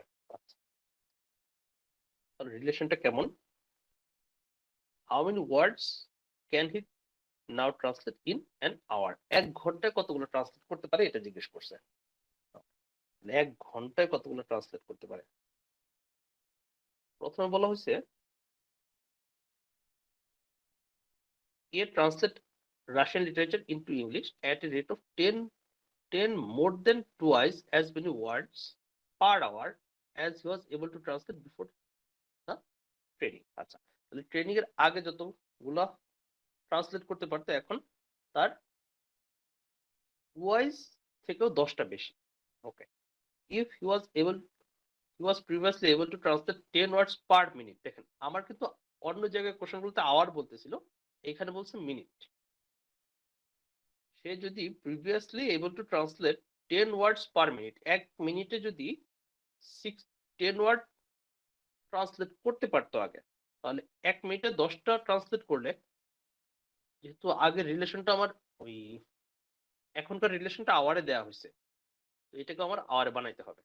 তাহলে 1 মিনিটে যদি আমার 10 word translate করতে পারতো সে আগে, তাহলে 1 ঘন্টায় হচ্ছে 60 মিনিট। 60 মিনিটে সে ট্রান্সলেট করতে পারবে এর 60 টাইমস 600। তাহলে আগে 1 মিনিটে 10টা ট্রান্সলেট করতে পারতো, এখন হচ্ছে 1 ঘন্টায় ট্রান্সলেট করতে পারতেছে 600। ওকে, এখন সরি এটা এখনো আগের কথা বলতেছি যে 1 ঘন্টায় আগে ট্রান্সলেট করতে পারতো 600। রিলেশনটা কি বলছে? ট্রেনিং এর পরে সে ট্রান্সলেট করতে পারে 10 more than twice as many words per hour he was able to translate before training. তাহলে ট্রেনিং এর আগে যতগুলো ট্রান্সলেট করতে পারতো 600 এর টুয়াইস, 600 এর টুয়াইস থেকেও 10টা বেশি। ট্রেনিং এর পরে সে ট্রান্সলেট করতে পারতেছে আগে যতগুলো ট্রান্সলেট করতে পারতো পার আওয়ারে তার টুয়াইজের থেকেও 10টা বেশি। তাহলে 600 1200 1210। ওকে, কোশ্চেনটা ধরতে পারলে পারবে। দেন আচ্ছা, এইখানে একটা কোশ্চেন, এটাতে কার কোশ্চেন ছিল? ভাই আমার ছিল ওই যে 10-এর যে ব্যাপারটা ওটা। ওকে, ভাই কোশ্চেনটা সরল, কোশ্চেনটা তো সহজ না। মানে স্টোরিটা যদি ধরতে পারেন তাহলে পারেন, বাট স্টোরি যদি ধরা না যায় ক্যালকুলেশনে গেলে মানে কোনো কিছু করা যাবে না। ওকে, মানে আপনি যদি স্টোরি ধরতে পারেন তাহলে কিন্তু এখানে আবার ক্যালকুলেশনটা একেবারেই মুখে মুখে, যে 1 মিনিটে 10টা আগে ট্রান্সলেট করতে পারতো, তাহলে আগে 1 ঘন্টা পারতো 600, আর এখন হচ্ছে আগের ডাবলের থেকে 10টা বেশি, তাহলে 600 1200 1210। ওকে, দেন কোশ্চেন নাম্বার হচ্ছে 22 তে বলা হচ্ছে Jenny takes 3 hours to sand a picnic table. L can do the same job in half hour. Working together at their respective constant rate, J and L can sand a picnic table in how many hours? তাহলে ওই basic কোশ্চেনটাই, একজনে একটা কাজ এত সময় করে আরেকজন এত সময় করে, দুইজন একসাথে করলে কত সময় লাগবে? ওকে, সেম স্ট্রাকচারই করব। তাহলে একজন ছিল জে, আরেকজন হচ্ছে এল, যে কাজটা করতেছিল 3 ঘন্টায়, কিন্তু এল কাজটা করতেছে হাফ আওয়ারে। তাহলে এল কাজ করতেছে হাফ আওয়ারে। পরের স্টেপ হচ্ছে তাদের রেট বের করা। রেট মানে হচ্ছে 1 ঘন্টায় সে কতটুকু কাজ করতে পারে। তাহলে সে 3 ঘন্টায় যেহেতু টোটাল কাজ করে, 1 ঘন্টায় করতে পারবে এর 3 ভাগের 1 ভাগ। কিন্তু এই ব্যক্তি টোটাল কাজটা হাফ আওয়ারে করতেছে, তাহলে সে 1 ঘন্টায় কাজ কতটুকু করতে পারবে?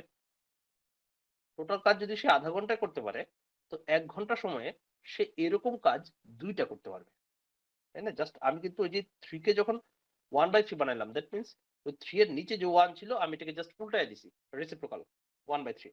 তো এটাও হচ্ছে হাফ, হাফ কে আমি উল্টায় যদি দিই তাহলে 2 পরে 1 নিচে, তাহলে 1 ঘন্টা সে কাজ করতেছে এরকম 2টা কাজ করতেছে। ওকে, তাহলে তাদের রেট পাইলাম। দেন 1 ঘন্টা যখন তারা দুজন একসাথে কাজ করবে, টোটাল কতটুকু কাজ করবে যোগ করে দিবেন। যোগ করলে কত আসতেছে? লসাগু হচ্ছে 3, 3 আর 3 দুগুণে 6, 6 আর 1 7, তাহলে 7/3। তাহলে 1 ঘন্টা কাজ করলে তারা এত অংশ কাজ করতেছে। জিজ্ঞেস করছে দুইজন একসাথে কাজ করলে টোটাল কাজ করতে কত সময় লাগবে। তো 1 ঘন্টা এত অংশ করলে টোটাল সময় লাগবে, এটাকে জাস্ট রেসিপ্রোকাল করে দিব। তাহলে 3 চলে যাবে উপরে, 7 চলে যাবে নিচে। এত আওয়ার লাগবে। এটা আমার আওয়ারে ছিল, তো এটা আমার আওয়ারে চলে আসবে। তাহলে 3/7 আওয়ার্স, 3/7 আওয়ার্স। এই কোশ্চেনের চেঞ্জটা কি ছিল? এই যে একটা ফ্র্যাকশন আসছে, এই ফ্র্যাকশনটাই চেঞ্জ একটু ডিফারেন্ট ছিল। যে সবসময় আমরা দেখছিলাম যে ভ্যালুটা 1 এর থেকে বেশি হয়, বাট ভ্যালু যদি 1 এর থেকে কমও হয় আপনি সেম ভাবেই সলভ করতে পারবেন। দেন কোশ্চেন নাম্বার 24, 24 এ বলতেছে a team of 6 chefs, a team of 8 chefs produce 3200 tarts in 5 days. All chefs produce tarts at the same constant rate. আচ্ছা, কোয়ান্টিটিতে বলছে the number of chefs needed to produce 3600 tarts in 3 days, the number of days. আচ্ছা, এখানে আমাদের দুইটা calculation দেয়া হয়েছে, দুইটা calculation করে ভ্যালুগুলো নিয়ে আসতে হবে। ওকে, একটু টাইম কনজিউম বা একটু লেন্দি ক্যালকুলেশন হতে পারে, বাট নতুন কিছু না, আগেরটাই। তো কোয়ান্টিটি এতে বের করতে বলছে দ্য নাম্বার অফ শেফস, শেফের সংখ্যা বের করতে হবে। তাহলে আমি ওই ইউনিটারি মেথডে শেফের সংখ্যাটাকে ডান পাশে রাখবো। প্রথম লাইনে বলা ছিল 8 জন শেফে এতগুলো টার্ট প্রডিউস করতে পারে 5 দিনে। তো আমি বলবো 3200 টার্টস প্রডিউস করতে পারতেছে 5 দিনে 8 জন শেফস। তাহলে শেফটাকে ডানে রাখলাম। কোয়ান্টিটি এতে বলছে টোটাল টার্টের সংখ্যা 3600, 3 দিন সময়। তো 3200 টার্টের জায়গায় যদি একটা টার্ট হয় তাহলে কাজের পরিমাণ কমে গেছে, শেফের সংখ্যা কম হবে। 3200 টার্টস এর জায়গায় একটা টার্ট, কাজের পরিমাণ কমছে, শেফের পরিমাণ কমবে, তাহলে 3200 আবার নিচে আসবে। বাট 5 দিন ছিল, 5 দিনের জায়গায় যদি একদিন হয় তাহলে সময় কমে গেছে। তাহলে আগে যে কাজটা 5 দিনে করতো ওই কাজটা যদি একদিনে করে তাহলে শেফের সংখ্যা বেশি দরকার হবে। 5 দিনের কাজ একদিনে করলে শেফের সংখ্যা বেশি দরকার হবে, তাহলে 5 গুণ হয়ে যাবে। দেন বলতেছে 3600 টার্টস, 3600 টার্ট, আগে ছিল একটা টার্ট, এখন 3600। কাজের পরিমাণ বাড়ছে, শেফ বেশি দরকার হবে, 3600 উপরে চলে গেছে। আর 3 দিন, একের জায়গায় 3, তাহলে কাজ আগে একদিনে করতে বলছিল, এখন 3 দিন সময় দিছে। টাইম যেহেতু বেশি দেওয়া হয়েছে শেফের সংখ্যা কম হলেও চলবে, সময় বেশি দেওয়া হয়েছে শেফের সংখ্যা কম লাগবে। প্রত্যেকটা ভ্যালুই আমি এখানে চিন্তা করে বসাচ্ছি যে এটা কেমন হবে। 0 0 কাটা, দেন করতে পারি 4 দিয়ে 32, 4 সরি 8, 4 8 32, 4 দিয়ে 4 9 36, 3 দিয়ে 9 কে কাটলাম 3, 3 5 15, 15 শেফস। তাহলে 15 হচ্ছে কোয়ান্টিটি এর ভ্যালু। কোয়ান্টিটি বি তে বলছে দ্য নাম্বার অফ ডেজ, তাহলে ডেজ এর সংখ্যাকে ডান পাশে রাখতে হবে। আগের লাইনটাকেই ডেজটাকে ডানে রাখবো। এটাকে সাজাইতে পারি যে 3200 টার্টস 8জন শেফে প্রডিউস করতে পারছিল 5 ডেজে। এখন একটা টার্ট, তাহলে টার্টের সংখ্যা যদি কমে যায়, কাজের পরিমাণ যদি কমে যায়, সময় কম লাগবে। কাজের পরিমাণ কমে গেছে, সময় কম লাগবে, তাহলে 3200 নিচে চলে যাবে। আর শেফ ছিল 8জন, এখানে যদি শেফ আমি একজন নেই, 8জনের জায়গায় যদি একজন শেফ নেই, সময় বেশি লাগবে। 8জন শেফের জায়গায় একজন নিলে সময় বেশি। দেন কোয়ান্টিটি বি তে বলছিল 4800 টার্টস, টার্টসের সংখ্যা 4800, টার্টের সংখ্যা বাড়ছে, কাজের পরিমাণ বাড়ছে, সময় বেশি লাগবে, 4800 উপরে। আর শেফের সংখ্যা বলা হয়েছে 4, তাহলে শেফ 4জন হইলে, আগে একজন শেফে যত সময় লাগতো, এখন 4জন শেফ হইলে সময় কম লাগবে, তাহলে 4 নিচে। 0 0 0 0 কাটা, 8 দিয়ে 32 কে কাটলাম, 4 8 32, 4 4 16, 16 দিয়ে 48 কে কাটতে পারি, 16 দিয়ে 48 কে 3 16 48, 3 5 15, 15 ডেজ। কোয়ান্টিটি বি এর ভ্যালু তাহলে হচ্ছে আমার 15, কোয়ান্টিটি এও 15, কোয়ান্টিটি বিও 15, অ্যান্সার হচ্ছে সি। উত্তরণ ভাই এটা ধরতে পারছেন? ভাই আমার হ্যান্ড ক্লিয়ার হয়ে গেছে ভাইয়া। ওকে, আপনি যখন থ্যাংক ইউ, 18টা করলেন তখনই আমি ক্লিয়ার হয়ে গেছে ভাইয়া। Thank you, thank you. Welcome আপনার ভাইয়া। এইখানে হচ্ছে কোশ্চেনটা মনে হতে পারে একটু টাইম কনজিউমিং, বাট জি ভাইয়া। ওই রিস্কটা অ্যাভয়েড করার জন্য আপনি এখানে 5 সেকেন্ড 10 সেকেন্ড টাইম বেশি খরচ করতে পারেন, কারণ এই টাইপের কোশ্চেন হয়তো আপনি একটা পাবেন, সর্বোচ্চ একটা বা দুইটা কোশ্চেন পাবেন। ফার্দার কোনো ঝামেলায় পড়লে অনেক 2-3 মিনিট টাইম চলে যাবে ম্যানেজ করার জন্য। ওকে, আমি নিজেও হচ্ছে আগে এইটুকুই ক্যালকুলেশন করতাম, যদিও তখনও খুব একটা ঝামেলা হয়তো বলতে মনে নাই, বাট এখন এইটা প্রেফার করি, এটা স্টুডেন্টরা এখানে রিস্কটা কমে আসে। ওকে, দেন কোশ্চেন নাম্বার হচ্ছে 25 বল হচ্ছে খুবই ভালো একটা question, working together at the respective constant rate.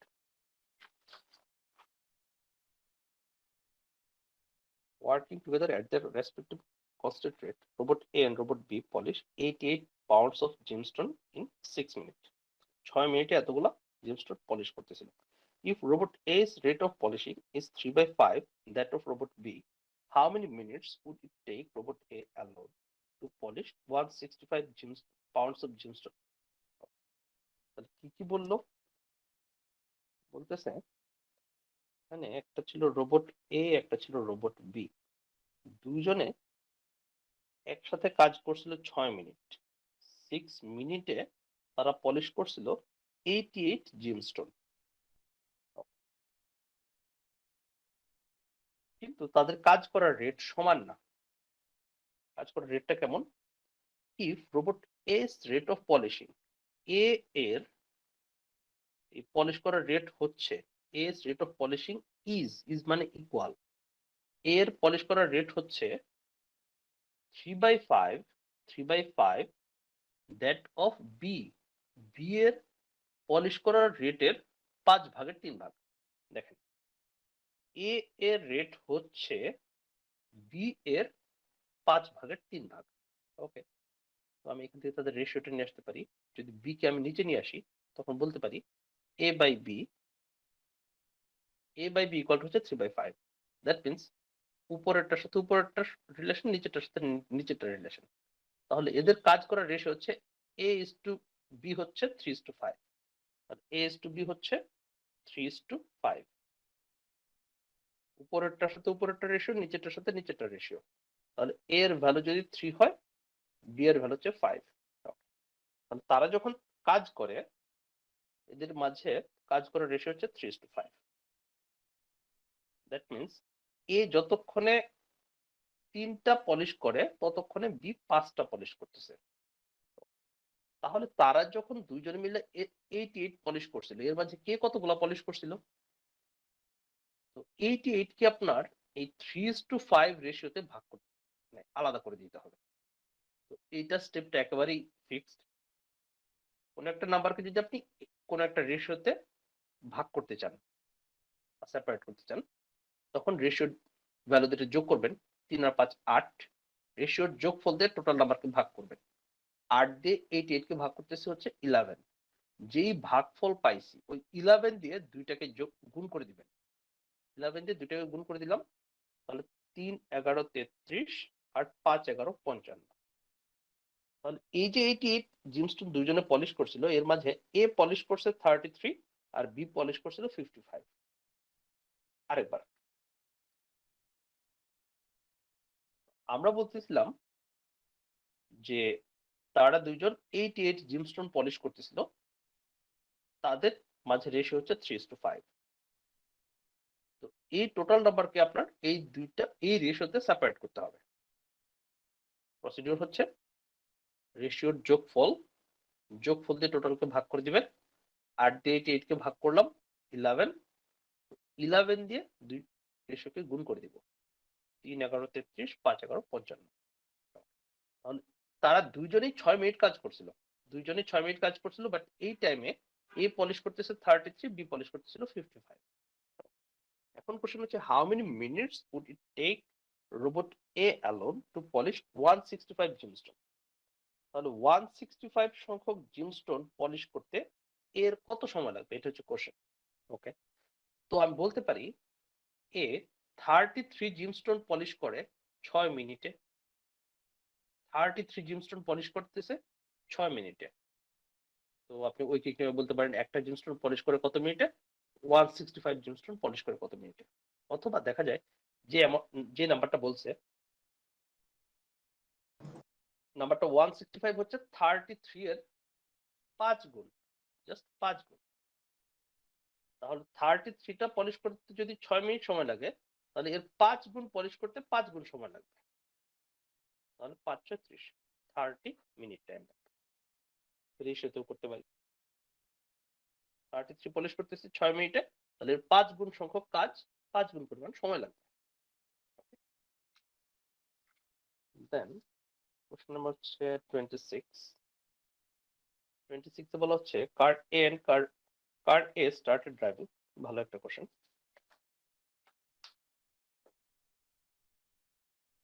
Car A started driving north from point X, traveling at a constant rate of 40 miles per hour. 1 hour later, car B started driving north from point X at a constant rate of 30 miles per hour. Neither car changed direction of travel. If each car started with 8 gallons of fuel, which is consumed at a rate of 30 miles per gallon, how many miles apart were the two cars when car A ran out of fuel? আচ্ছা, তাহলে এই টাইপের question আপনি পাবেন। আপনার একটা story থাকবে, story থেকে ভ্যালুগুলো নিয়ে এসে সলভ করতে হবে। যে আর বেশিরভাগ কোশ্চেনই এরকম হয়, মানে ওয়ার্ড প্রবলেমের বেশিরভাগ কোশ্চেন আপনি এরকম পাবেন, স্টোরি রিলেটেড। তো এইখানে হচ্ছে কি বললো তাহলে, দুইটা কার এ ড্রাইভিং নর্থ, কোন একটা পয়েন্ট থেকে নর্থের দিকে সে যাচ্ছিল। নর্থের দিকে যাওয়ার সময় তার স্পিড হচ্ছে 40 মাইল পার আওয়ার।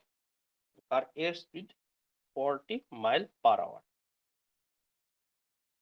1 ঘন্টা পরে কার B started driving north from point X at a constant rate of 30 mile per hour. তাহলে কার বি নর্থের দিকে যাওয়া শুরু করছে, তখন তার স্পিড 30 মাইল পার আওয়ার। কোনো গাড়ি হচ্ছে ডিরেকশন চেঞ্জ করে নাই। দেন দুইজনের সমান পরিমাণ ফুয়েল ছিল, 8 গ্যালন ফুয়েল ছিল, which is consumed at a rate of 30 miles per gallon. তো দুইটা গাড়ি প্রতি গ্যালনে আমার 30 মাইল করে যায়, প্রতি গ্যালনে 30 মাইল পার গ্যালন। তাহলে 1 গ্যালনে যদি আমার 30 মাইল যায়, 8 গ্যালনে যাবে 3 8 24, 240 গ্যালন, সরি 240 মাইল যাবে। এখন লাস্টে কোশ্চেনে বলছে আর এ যেহেতু আগে স্টার্ট করছে এবং তার স্পিড বেশি, দুইটা কারে যেহেতু আমার ফুয়েলের পরিমাণ সমান, আবার তাদের কনজাম্পশন রেটও হচ্ছে সমান, তো দুইটা গাড়ি আমার 240 মাইল যাবে। দুইটা গাড়ি 240 মাইল যাওয়ার পরে তাদের ফুয়েল শেষ হয়ে যাবে। তো কার এ যেহেতু আগে স্টার্ট করছিল এবং তার স্পিড বেশি, প্রতি ঘন্টায় 40 মাইল যায়, তাহলে এই 240 মাইল যাইতে তার কত সময় লাগবে? 240 মাইল যাইতে তার সময় লাগবে, 1 ঘন্টায় যদি 40 মাইল যায়, 240 মাইল যাবে, 240 কে 40 দিয়ে ভাগ করে দেন, 424, 6 আওয়ার্স, 6 ঘন্টা। তাহলে কার এ 6 ঘন্টার সময়ে এখানে কোথায় আইসা 240 মাইল শেষ হয়ে যাবে, তার ফুয়েল শেষ হয়ে যাবে। কোশ্চেন হচ্ছে যখন কার এর ফুয়েল শেষ হয়ে গেছে বা শেষ হয়ে যাবে, তখন কার এ আর কার বি কতটুকু ডিস্টেন্সে থাকবে, হাউ মাইলস অ্যাপার্ট, কত দূরে থাকবে। ওকে, তাহলে কার বি যেহেতু স্টার্ট করছিল আমার 1 ঘন্টা পরে, কার এ থেকে 1 ঘন্টা পরে, তো কার এ এখান থেকে টোটাল 6 ঘন্টা যাচ্ছিল, তো কার এ 1 ঘন্টা পরে স্টার্ট করে সে টোটাল 5 ঘন্টা যাবে একসাথে, যে কার এও যাচ্ছে কার বিও যাচ্ছে, এরকম 5 ঘন্টা যাইতে পারবে। ওকে, তো 1 ঘন্টায় তার স্পিড হচ্ছে 30 মাইল, 30 মাইল পার আওয়ার, তাহলে 5 ঘন্টায় সে যাবে 5 5 30 150, তাহলে সে ওই টাইমে 150 মাইল যাবে অনলি। কার বি যাবে 150 মাইল, কার এ তো 240 মাইল যাওয়ার পর ফুয়েল শেষ। কোশ্চেন হচ্ছে কতটুকু দূরে থাকবে। তাহলে যখন কার এর ফুয়েল শেষ, তখন মাত্র কার বি 150 মাইল গেছিল, বাকি আছে কতটুকু? 90 মাইল। ওকে, 90 মাইল বাকি আছে। আপনি এভাবে সলভ করতে পারেন, অথবা আপনি যদি ভাবেন যে কার এ যেহেতু 1 ঘন্টা আগে স্টার্ট করছে, 1 ঘন্টায় সে তো 40 মাইল চলেই গেছে, তাই না? কার বি যে 1 ঘন্টা পরে স্টার্ট করছিল, ওই সময় কার এ 40 মাইল চলে গেছে। ওকে, আর কার এ তো টোটাল 6 ঘন্টা যাবে, তো আগে 1 ঘন্টা 40 মাইল আসছিল, পরে আরো 5 ঘন্টা যাবে। বাট ওই 5 ঘন্টায় কার এর স্পিড হচ্ছে 40 mile per hour, car B এর speed 30 mile per hour. That means car A speed যেহেতু 10 মাইল পার আওয়ার বেশি, প্রতি ঘন্টায় কার বি এর থেকে 10 মাইল বেশি যাবে। কার এ প্রতি ঘন্টায় কার বি এর থেকে 10 মাইল বেশি যাবে। তাহলে সে যেহেতু আরো 5 ঘন্টা যাবে, 5 ঘন্টায় 5 10 50 মাইল বেশি যাবে, আর আগে গেছিল 40, 50 আর 40 টোটাল 90 মাইল বেশি, মানে সামনে থাকবে যখন তার ফুয়েল শেষ হয়ে যাবে। যে কোনো ভাবেই সলভ করতে পারে, বাট কোনো ইকুয়েশন বানানোর দরকার নেই, সলভ করার দরকার নেই। ওকে, দেন কোশ্চেন নাম্বার 27, ভালো একটা question. One robot working independently, strong trap দেওয়া আছে এখানে। One robot working independently at a constant rate can assemble a doghouse in 12 minutes. 12 মিনিটে একটা dog house assemble করতে পারে। What is the maximum number of complete dog houses that can assemble by 10 such identical robots, each working on separate dog houses at the same rate for 2.5 hours? এই প্রশ্নে কি বলতেছে? একটা robot যখন independently কাজ করতেছে কনস্ট্যান্ট রেটে, assemble করতে পারতেছে একটা ডগ হাউস 12 মিনিটে, তাহলে 12 মিনিটে একটা ডগ হাউস সে অ্যাসেম্বল করতে পারতেছে। What is the maximum number of complete dog houses that can be assemble by 10 such identical robots? তাহলে 10টা এরকম রোবট যদি সবাই each working on separate dog house at the same rate for 2.5 hours, তো 10টা robot সবাই যদি আলাদাভাবে কাজ করে বা আলাদা ডগ হাউসে কাজ করে, তাহলে 2.5 ঘন্টা সময়ে কতগুলো ডগ হাউস তারা কমপ্লিট করতে পারবে,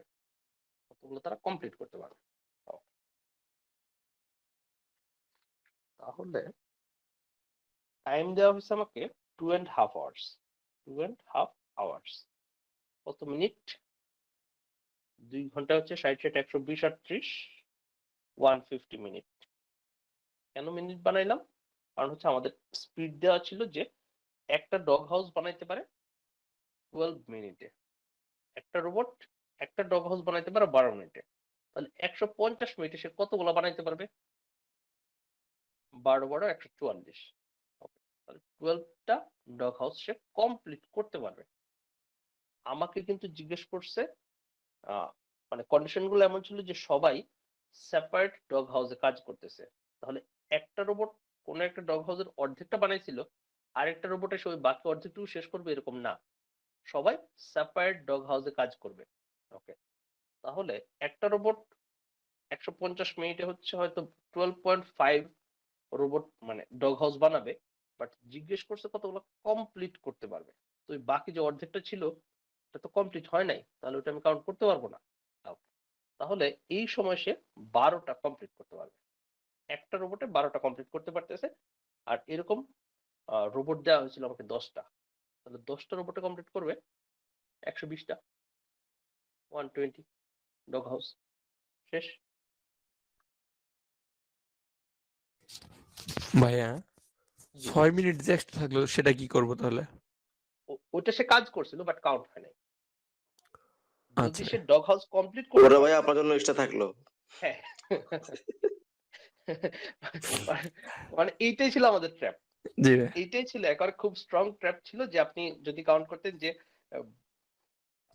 একটা যদি 12 মিনিটে বানাচ্ছে তাহলে 150 মিনিটে সে বানাবে 12.5, তাহলে একটা রোবট যদি 12.5 বানায় তাহলে 10টা রোবটে বানাবে ইন্টু 10, 12.5 ইন্টু 10 হচ্ছে 125।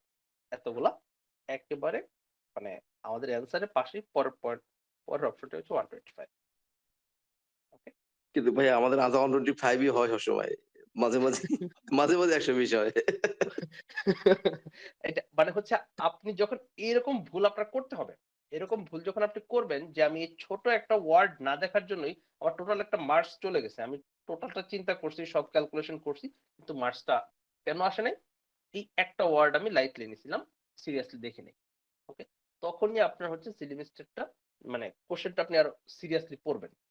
Okay, প্রত্যেকটা ওয়ার্ড ইম্পর্টেন্ট, ইভেন একটা কমাও হচ্ছে একটা কমাও মিনিং চেঞ্জ করে ফেলতেছে, তখন ক্যালকুলেশনটাও চেঞ্জ হয়ে যাবে। Okay. আর কোনো কোশ্চেন চ্যাপ্টার 18 থেকে এনিওয়ান?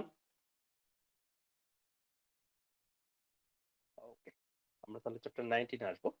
চ্যাপ্টার 19 এ হচ্ছে ভ্যারিয়েবলস ইন চয়েস প্রবলেম, ছোট একটা চ্যাপ্টার, ইজি চ্যাপ্টার, একই টাইপের কোশ্চেন।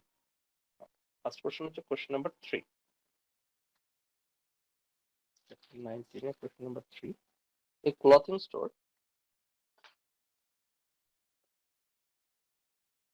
3 তে বলা হচ্ছে a clothing store bought 100 shirts for X dollar। আচ্ছা দেখেন, 100 শার্ট কিনছিল X ডলারে, প্রত্যেকটা কিন্তু X ডলার না। A clothing store bought 100 shirts for X dollar.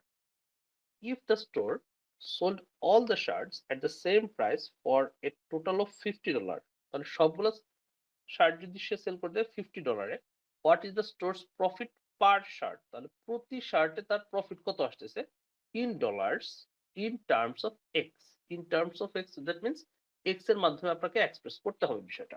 ওকে, তাহলে প্রতি শার্টে প্রফিট কত, তাহলে প্রফিট কিভাবে পাবো? প্রফিট হচ্ছে আমার, যেহেতু প্রফিটের কথা বলছে, আমার সেলিং প্রাইসটা অবশ্যই কস্টের থেকে বেশি হবে। কম টাকায় কিনছিলাম বেশি টাকায় সেল করছে, প্রফিট হয়েছে।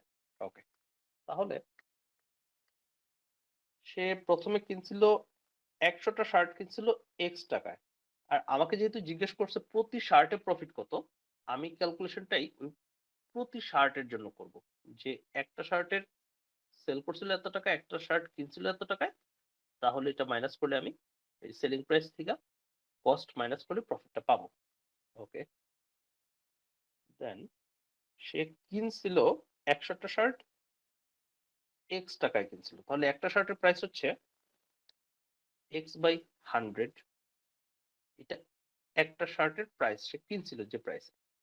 দেন সে সেল করছে সবগুলা শার্ট $50, তাহলে 100টা শার্ট যদি $50 সেল করে, একটা শার্টের প্রাইস হচ্ছে ওই 50 বাই 100, $50 100টা শার্ট সেল করছে, তাহলে একটা শার্টের প্রাইস হচ্ছে 50 বাই 100 বা হাফ। তাহলে $50 হচ্ছে তার সেলিং প্রাইস, আর এইটা ছিল তার কস্ট একটা শার্টের জন্য। আর যেহেতু প্রফিট বলা হয়েছে, দ্যাট মিনস সেলিং প্রাইসটা বেশি, তো সেলিং প্রাইস থেকে যদি আমি কস্ট মাইনাস করে দিই তাহলে আমার প্রফিটটা চলে আসবে। এটাই হচ্ছে আমার অ্যান্সার। তাহলে হাফ মাইনাস এক্স বাই 100, হাফকে 0.5 লিখছে মাইনাস এক্স বাই 100। আপনি যখন আপনার লজিকে কনফিডেন্ট থাকবেন যে এটাই হবে,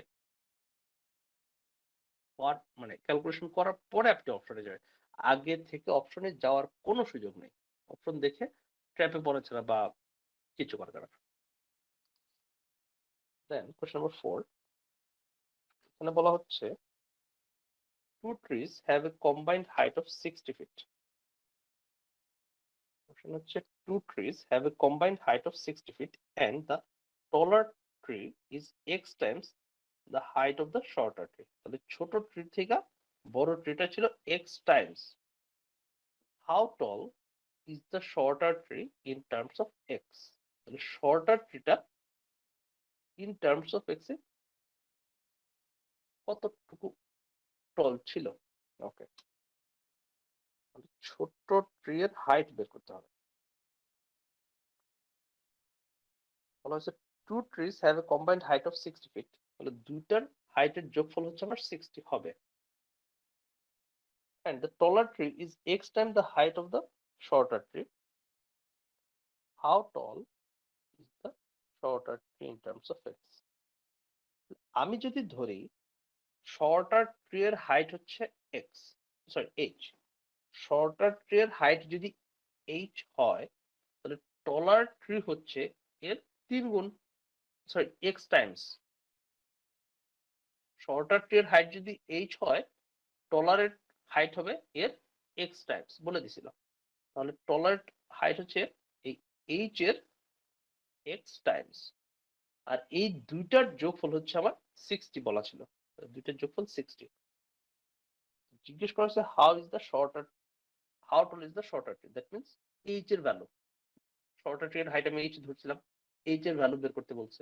ওকে, তো এখান থেকে আমি h কমন নেব, h কমন নিলে থাকবে 1 plus x, 1 plus x is equal to 60. Then h equal to হচ্ছে 1 plus x দিয়ে ভাগ করে দেব, 60 by 1 plus x, তাহলে h হচ্ছে, তাহলে এটি answer 60 by 1 plus x. Then question number 6, t is 4 times what age problem. খুব easy question. t is 4 times as old as k. In x years, t will be 3 times as old as k. How old is k in terms of x? আচ্ছা, তাহলে এই প্রবলেমের জন্য আমরা বলছিলাম যে step হচ্ছে দুইটা।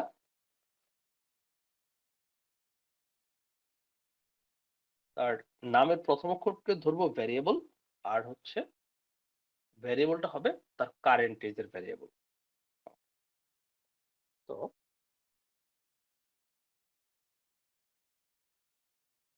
আর আমরা ট্রাই করব ভ্যারিয়েবলের সংখ্যা যতটা কম রাখা যায়। এখানে মানুষ হচ্ছে একজন টি আর একজন হচ্ছে কে, দুইজন। বলা হচ্ছে T is 4 times as old as K. T হচ্ছে কে এর 4 টাইমস, টি হচ্ছে কে এর 4 টাইমস। তাহলে আমি যদি ধরি কে এর এজ হচ্ছে কে, তাহলে টি এর এজ হবে 4t, টি এর এজ কে এর 4 টাইমস। ওকে, তাহলে টি এর এজ পাইলাম, কে এর এজ পাইলাম। দেন in x years t will be 3 times as old as k.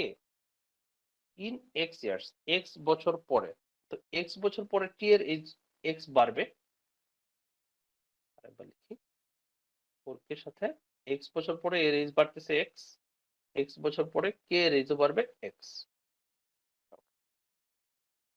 in x years t will be, t এর এজ হবে 3 times as old as k. তাহলে t এর এজ হবে k এর এজের 3 গুণ, তাহলে t এর এজ k এর এজের 3 গুণ। তো আমি যদি দুইটাকে ইকুয়াল করতে চাই, তাহলে এর এই যেহেতু 3 গুণ ছিল, ছোটটাকে আমার 3 দিয়ে গুণ করে দিলে তারা দুটো সমান হবে। এই ভ্যালুটা যেহেতু আমার 3 গুণ বড় ছিল, তো আমি ছোটটাকে যখন সমান করতে চাইবো, তাহলে ছোটটাকে 3 দিয়ে গুণ করলে দুটো সমান হবে। তো এখান থেকে আমি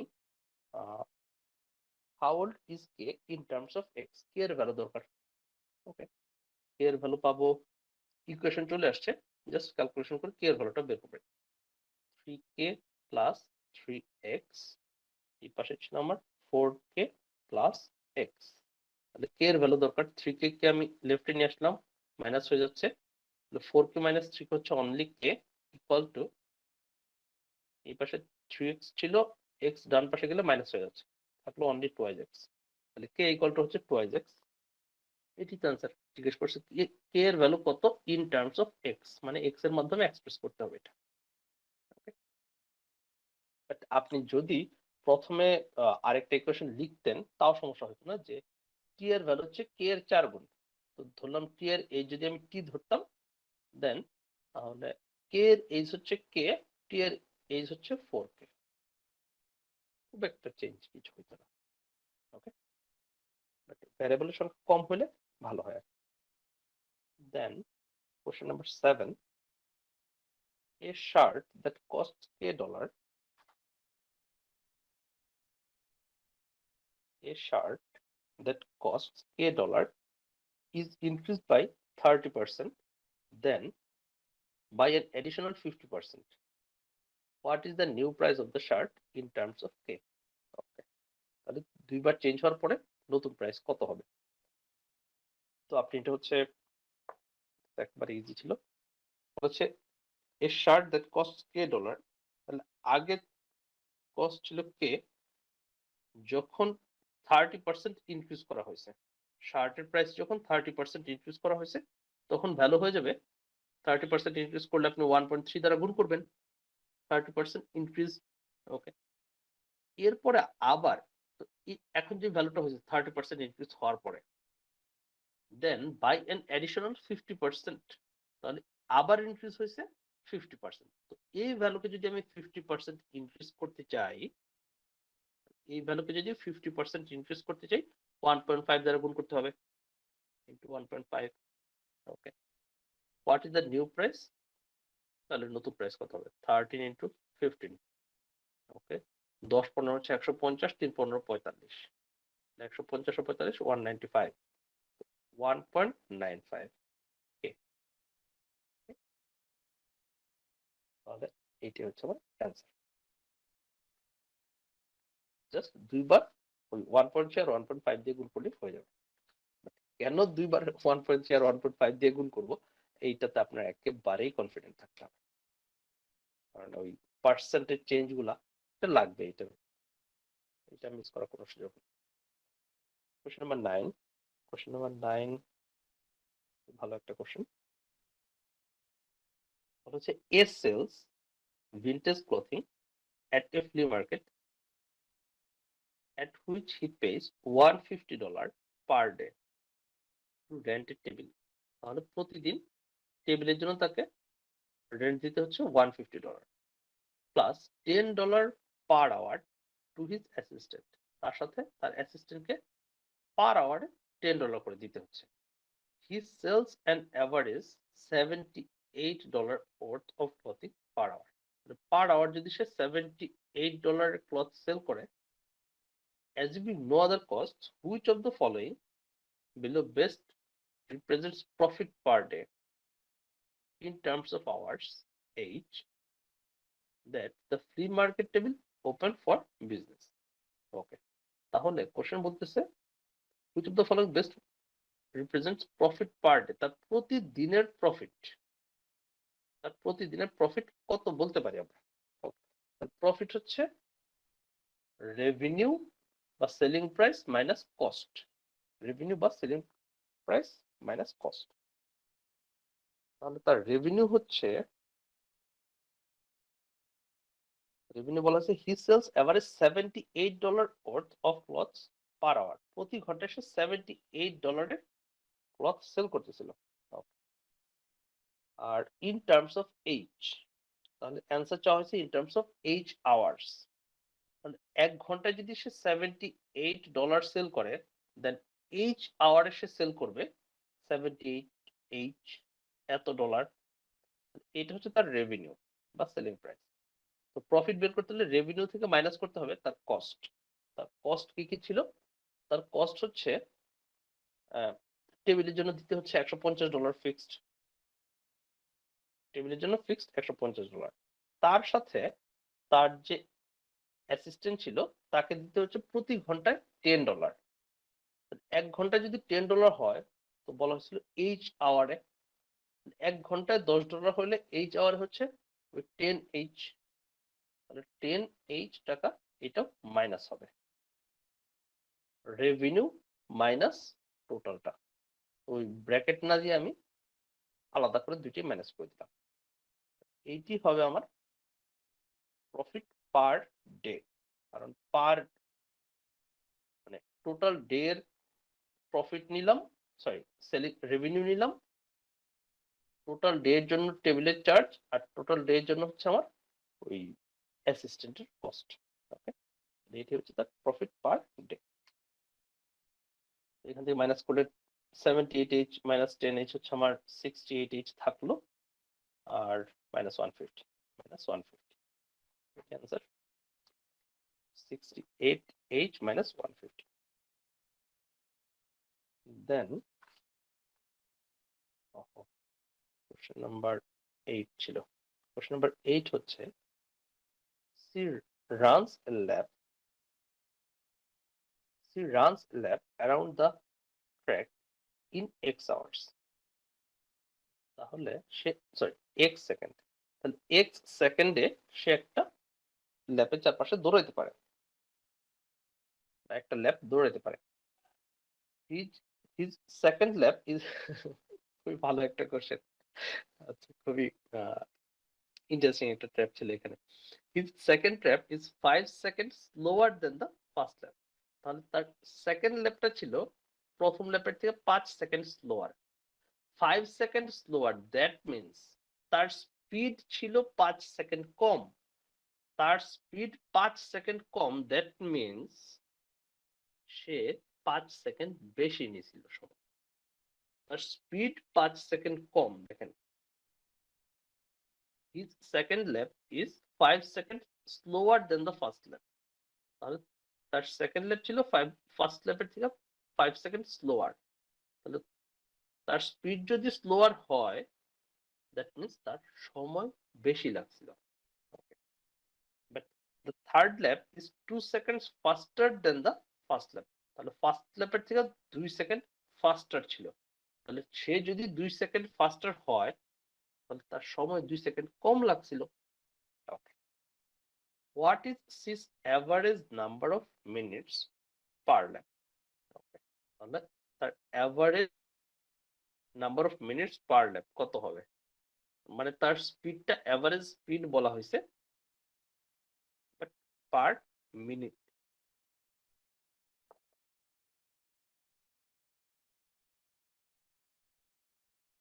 তাহলে she runs a lap around the track in x second. প্রথম ল্যাপ হচ্ছে x সেকেন্ডে দৌড়াচ্ছিল, পরের ল্যাপে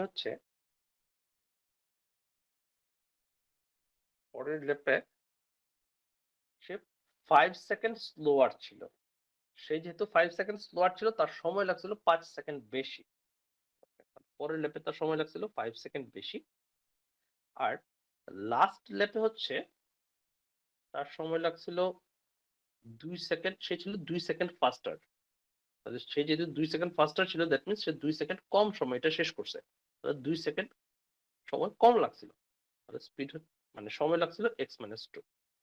তো এই তিনটা হচ্ছে তার রেস কমপ্লিশন টাইম। ওকে, তো প্রথম ল্যাপ এত সেকেন্ডে শেষ করছে, দ্বিতীয় ল্যাপ এত সেকেন্ডে শেষ করছে, তৃতীয় ল্যাপ এত সেকেন্ডে শেষ করছে। জিজ্ঞেস করা হয়েছে তার average number of minutes per ল্যাপ, তাহলে প্রতি মিনিটে তার এভারেজে কত সময় লাগছিল। এভারেজ হবে এই তিনটা এভারেজ করে দিবেন, যোগ করে 3 দিয়ে ভাগ করে দিবেন। ওকে, আর এটা হচ্ছে এভারেজ ইন সেকেন্ড, তাহলে সেকেন্ড আগে শেষ করি।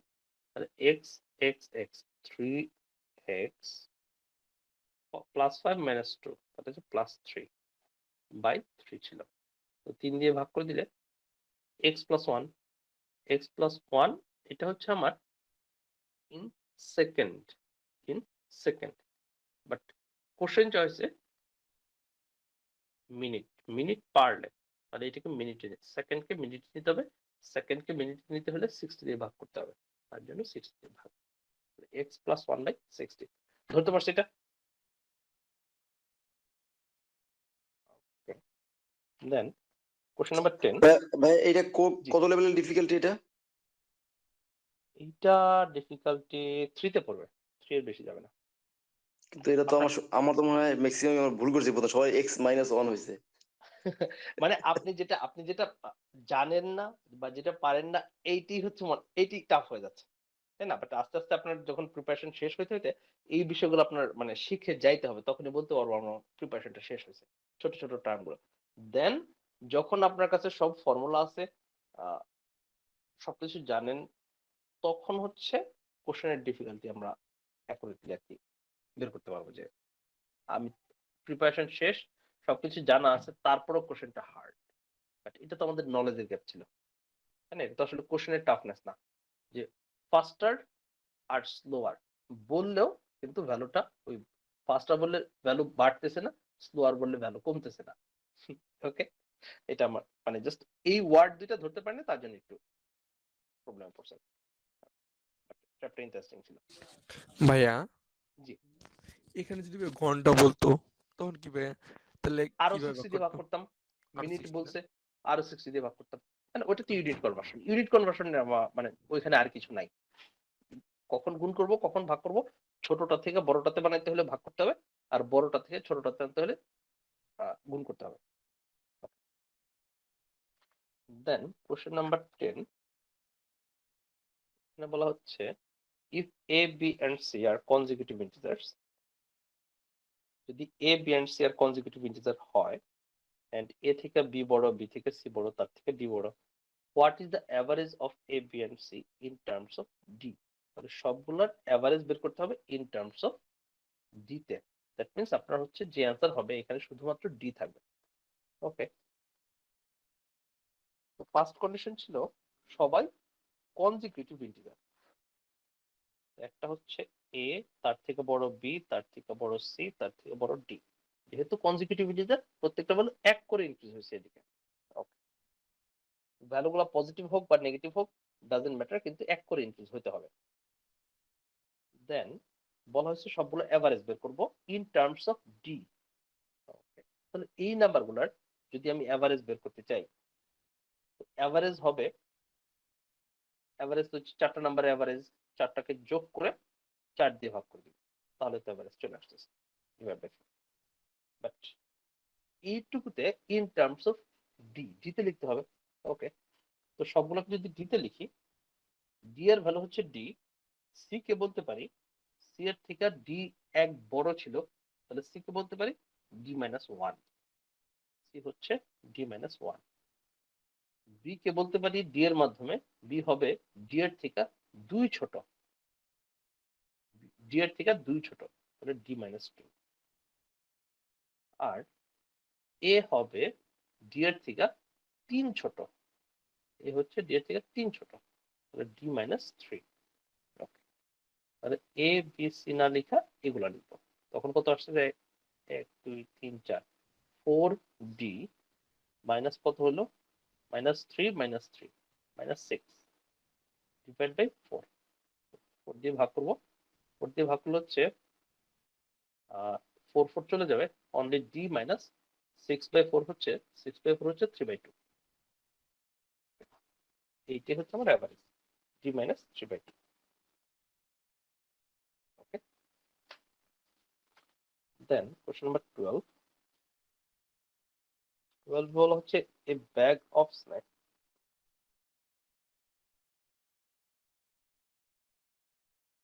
ওকে, a bag of snacks, snack mix contains 3 ounces of pea, 1 ounce of C, and 2 ounces of mixed nuts, and X ounce of dried fruit by weight. What percent of the mix is dried fruit by weight? তাহলে টোটালটার কত percent ছিল dried fruit by ওয়েটে এটা calculation করতে হবে। ওকে, তাহলে ছিল V simple বলা হয়েছে আইটেম হচ্ছে একটা পি, একটা সি, এটা হচ্ছে মিক্স নাট, আর এটা হচ্ছে ড্রাইড ফ্রুট। তো কতটুকু ছিল? পি ছিল 3 আউন্স, সি ছিল 1 আউন্স, মিক্স নাট ছিল 2 আউন্স, নাট ছিল 2 আউন্স, এন্ড ড্রাইড ফ্রুট ছিল x আউন্স। সবগুলোর পরিমাণ আমি জানি। জিজ্ঞেস করতেছে what percent of the mix, এই টোটাল মিক্সচারের কত পার্সেন্ট ছিল ড্রাইড ফ্রুট। ড্রাইড ফ্রুটটা কত পার্সেন্ট? ওকে, টোটালের মাঝে টোটাল কতটুকু? সবগুলোর যোগফল 3 আর 1 4 আর 2 6 8 x, তাহলে 6 প্লাস x হচ্ছে টোটালটুকু।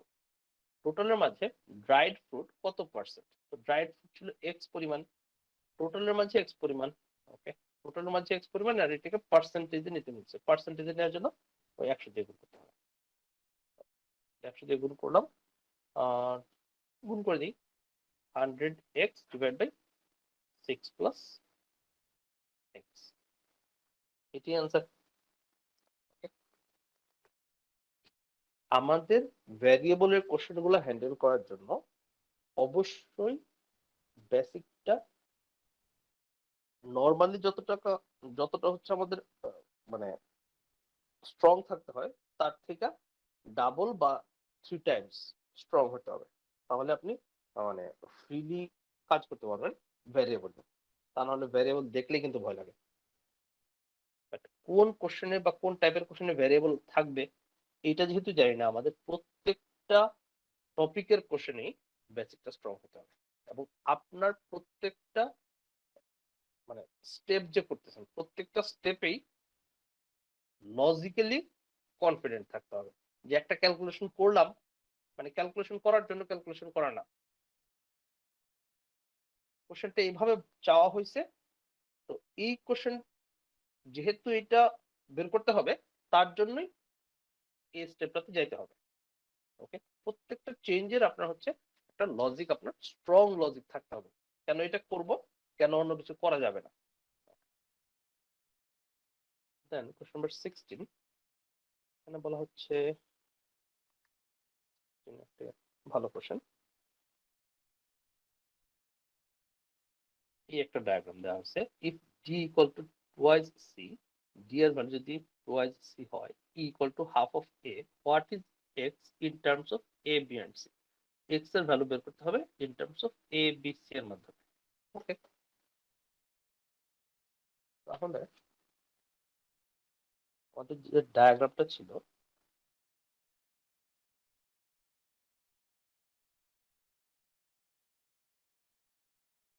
দেখুন, ডায়াগ্রামটা এটাকে বলা হচ্ছে এ, এটা বি, এটা সি, এটা ডি, এটা ই, স্ট্রেট লাইন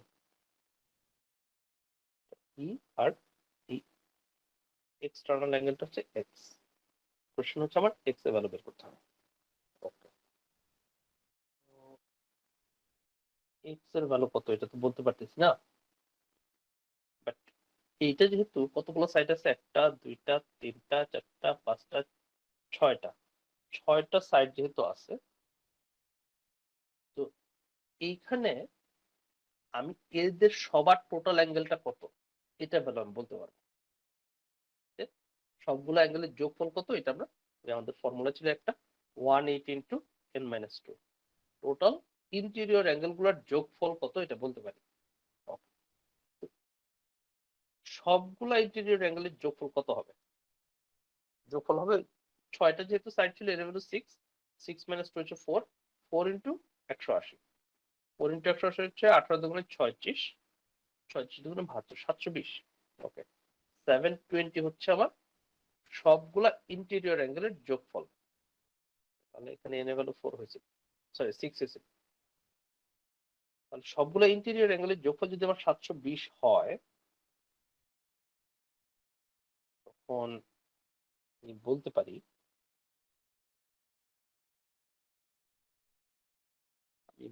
হচ্ছে এই ভেতর অ্যাঙ্গেলটা হচ্ছে বাইরেটা যদি x হয়, ভেতরেটা হবে 180, কারণ টোটালটা তো 180, 180 মাইনাস x, ভেতর অ্যাঙ্গেলটা হচ্ছে 180 মাইনাস x। দেন এই সবগুলো অ্যাঙ্গেলের যোগফল এটাও জানি, আর প্রত্যেকটা তো ভ্যারিয়েবল, সবগুলোর যোগফল হবে আমার 720 ডিগ্রি।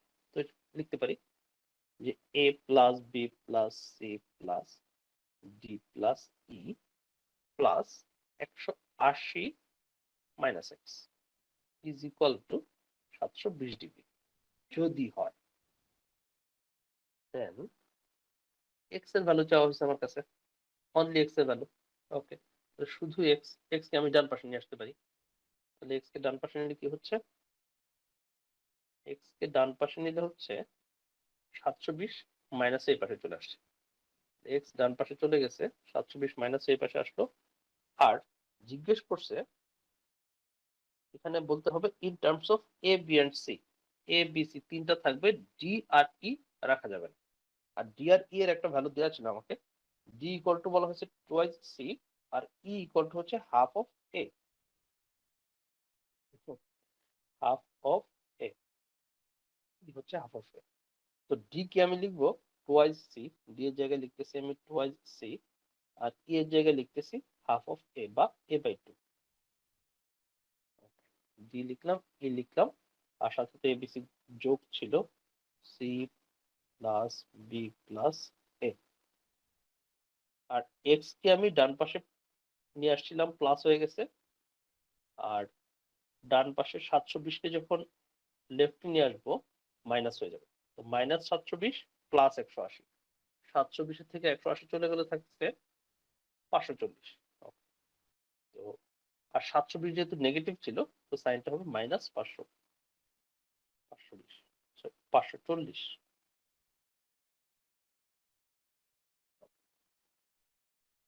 এক্স ইকুয়াল টু এতটুকু পাইলাম। আর কি করতে পারি, আর কি যদি সাজায় লিখি, এক্স কে বাম পাশে নিয়ে আসি, এটা তো অভ্যস্ত।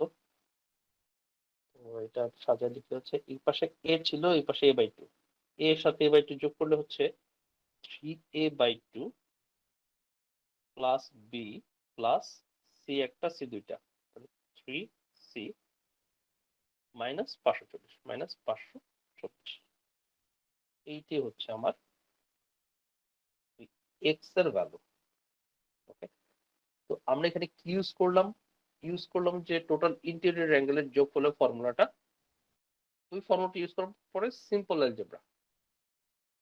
অ্যালজেব্রাতে হয়ে যাচ্ছে। দেন কোশ্চেন নাম্বার হচ্ছে 19। কোশ্চেন নাম্বার 19 খুবই ভালো একটা কোশ্চেন, আর এইটি হচ্ছে আমাদের ম্যানহাটন 5LB বইয়ের লংগেস্ট কোশ্চেন। এত লেংদি কোশ্চেন আর 5LB তে আর নাই। ওকে, বাট এই টাইপের একটা বা দুইটা কোশ্চেন আপনার যেতে আসতে পারে, একটা বা সর্বোচ্চ দুইটা। ওকে, বাট আপনার যদি এই লেন্থের কোশ্চেন আসে, দেন বাকিগুলো অন্য কিছু কোশ্চেন ইজি থাকবে হয়তো। মানে ওইটা টোটাল প্যাকেজটা এরকমই থাকবে যেহেতু ভাইয়া কারণ এই জি, কোশ্চেনটা পড়তে তো প্রায় 2.5 মিনিট লাগে ভাইয়া, দেখলাম। হ্যাঁ লাগতেই পারে। আপনার হচ্ছে জিআরইতে একটা বা দুটো কোশ্চেন থাকবে যেটা থেকে আপনার মার্কস নিতে হলে 3.5 মিনিট বা 4 মিনিট টাইম লাগবে, একটা বা দুটা কোশ্চেন থাকবে। জি ভাইয়া। ওই কোশ্চেন সলভ করার পরেই আপনি 170 পাইতে পারবেন, আচ্ছা। কোনো শর্টকাট নেই।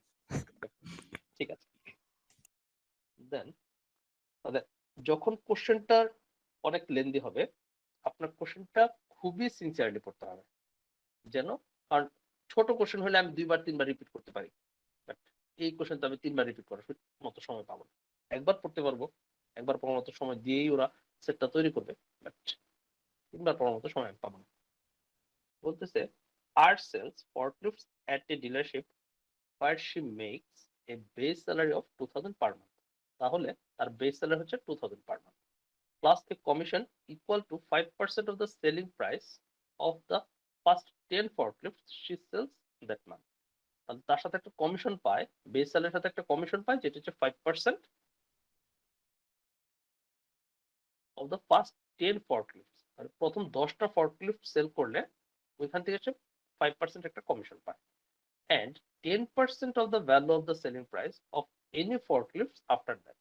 তাহলে প্রথম 10টা ফর্কলিফটের পরে সে যতগুলো ফর্কলিফট সেল করবে ওইগুলা থেকে সে 10% করে কমিশন পাবে। If all forklifts have the same sale price S, যদি সব ফর্কলিফটের সেল প্রাইস S হয়, which of the following choices below represents R's monthly pay P as a function of number of forklifts sold F. তাহলে ফর্কলিফটের সংখ্যা হচ্ছে F in months which she sells more than 10 forklift. তাহলে যেই মান্থে সে 10টার বেশি forklift sell করছিল ওই মান্থে তার বের করতে হবে টোটাল পেমেন্টটা, মান্থলি পে। আর এখানে একটু নোট করে দেওয়া হয়েছে যে S assume R's pay is made up entirely of base salary and commission and no deduction are taken from his payment. তাহলে আর কোনো স্যালারি কেটে নেবে না, বেস স্যালারির সাথে কমিশন যোগ করে আপনি টোটাল স্যালারিটা হবে। আমাকে বলা হয়েছে তার টোটাল ওই মান্থের পেমেন্টটা কত হবে। টোটাল পেমেন্টটা হবে একটা বেস স্যালারি 2000 বলা ছিল, এর সাথে প্রথম 10টা ফর্কলিফটে, তাহলে প্রথম 10টা ফর্কলিফট হচ্ছে প্রত্যেকটা ফর্কলিফটের প্রাইস হচ্ছে if all forklifts have the same sale price as, তাহলে একটা ফর্কলিফটের প্রাইস যদি আমার এস হয় 10টা ফর্কলিফটের প্রাইস হবে 10s, 10টা ফর্কলিফটের প্রাইসের থেকে সে 5% কমিশন পায়। 10টা ফর্কলিফটের প্রাইসের 5% কত হবে, 5% হবে এই অ্যামাউন্টের 5% হবে 0.05 দিয়ে গুণ করলে পাবো, 0.05 দিয়ে, 0.5 না কিন্তু অনলি 0.5 ছিল যখন হচ্ছে 50% বলতেছে, 5% যেহেতু 0.05 দিয়ে গুণ করতে হবে। তাহলে প্রথম 10টা থেকে সে এতটুকু কমিশন পাইছে। দেন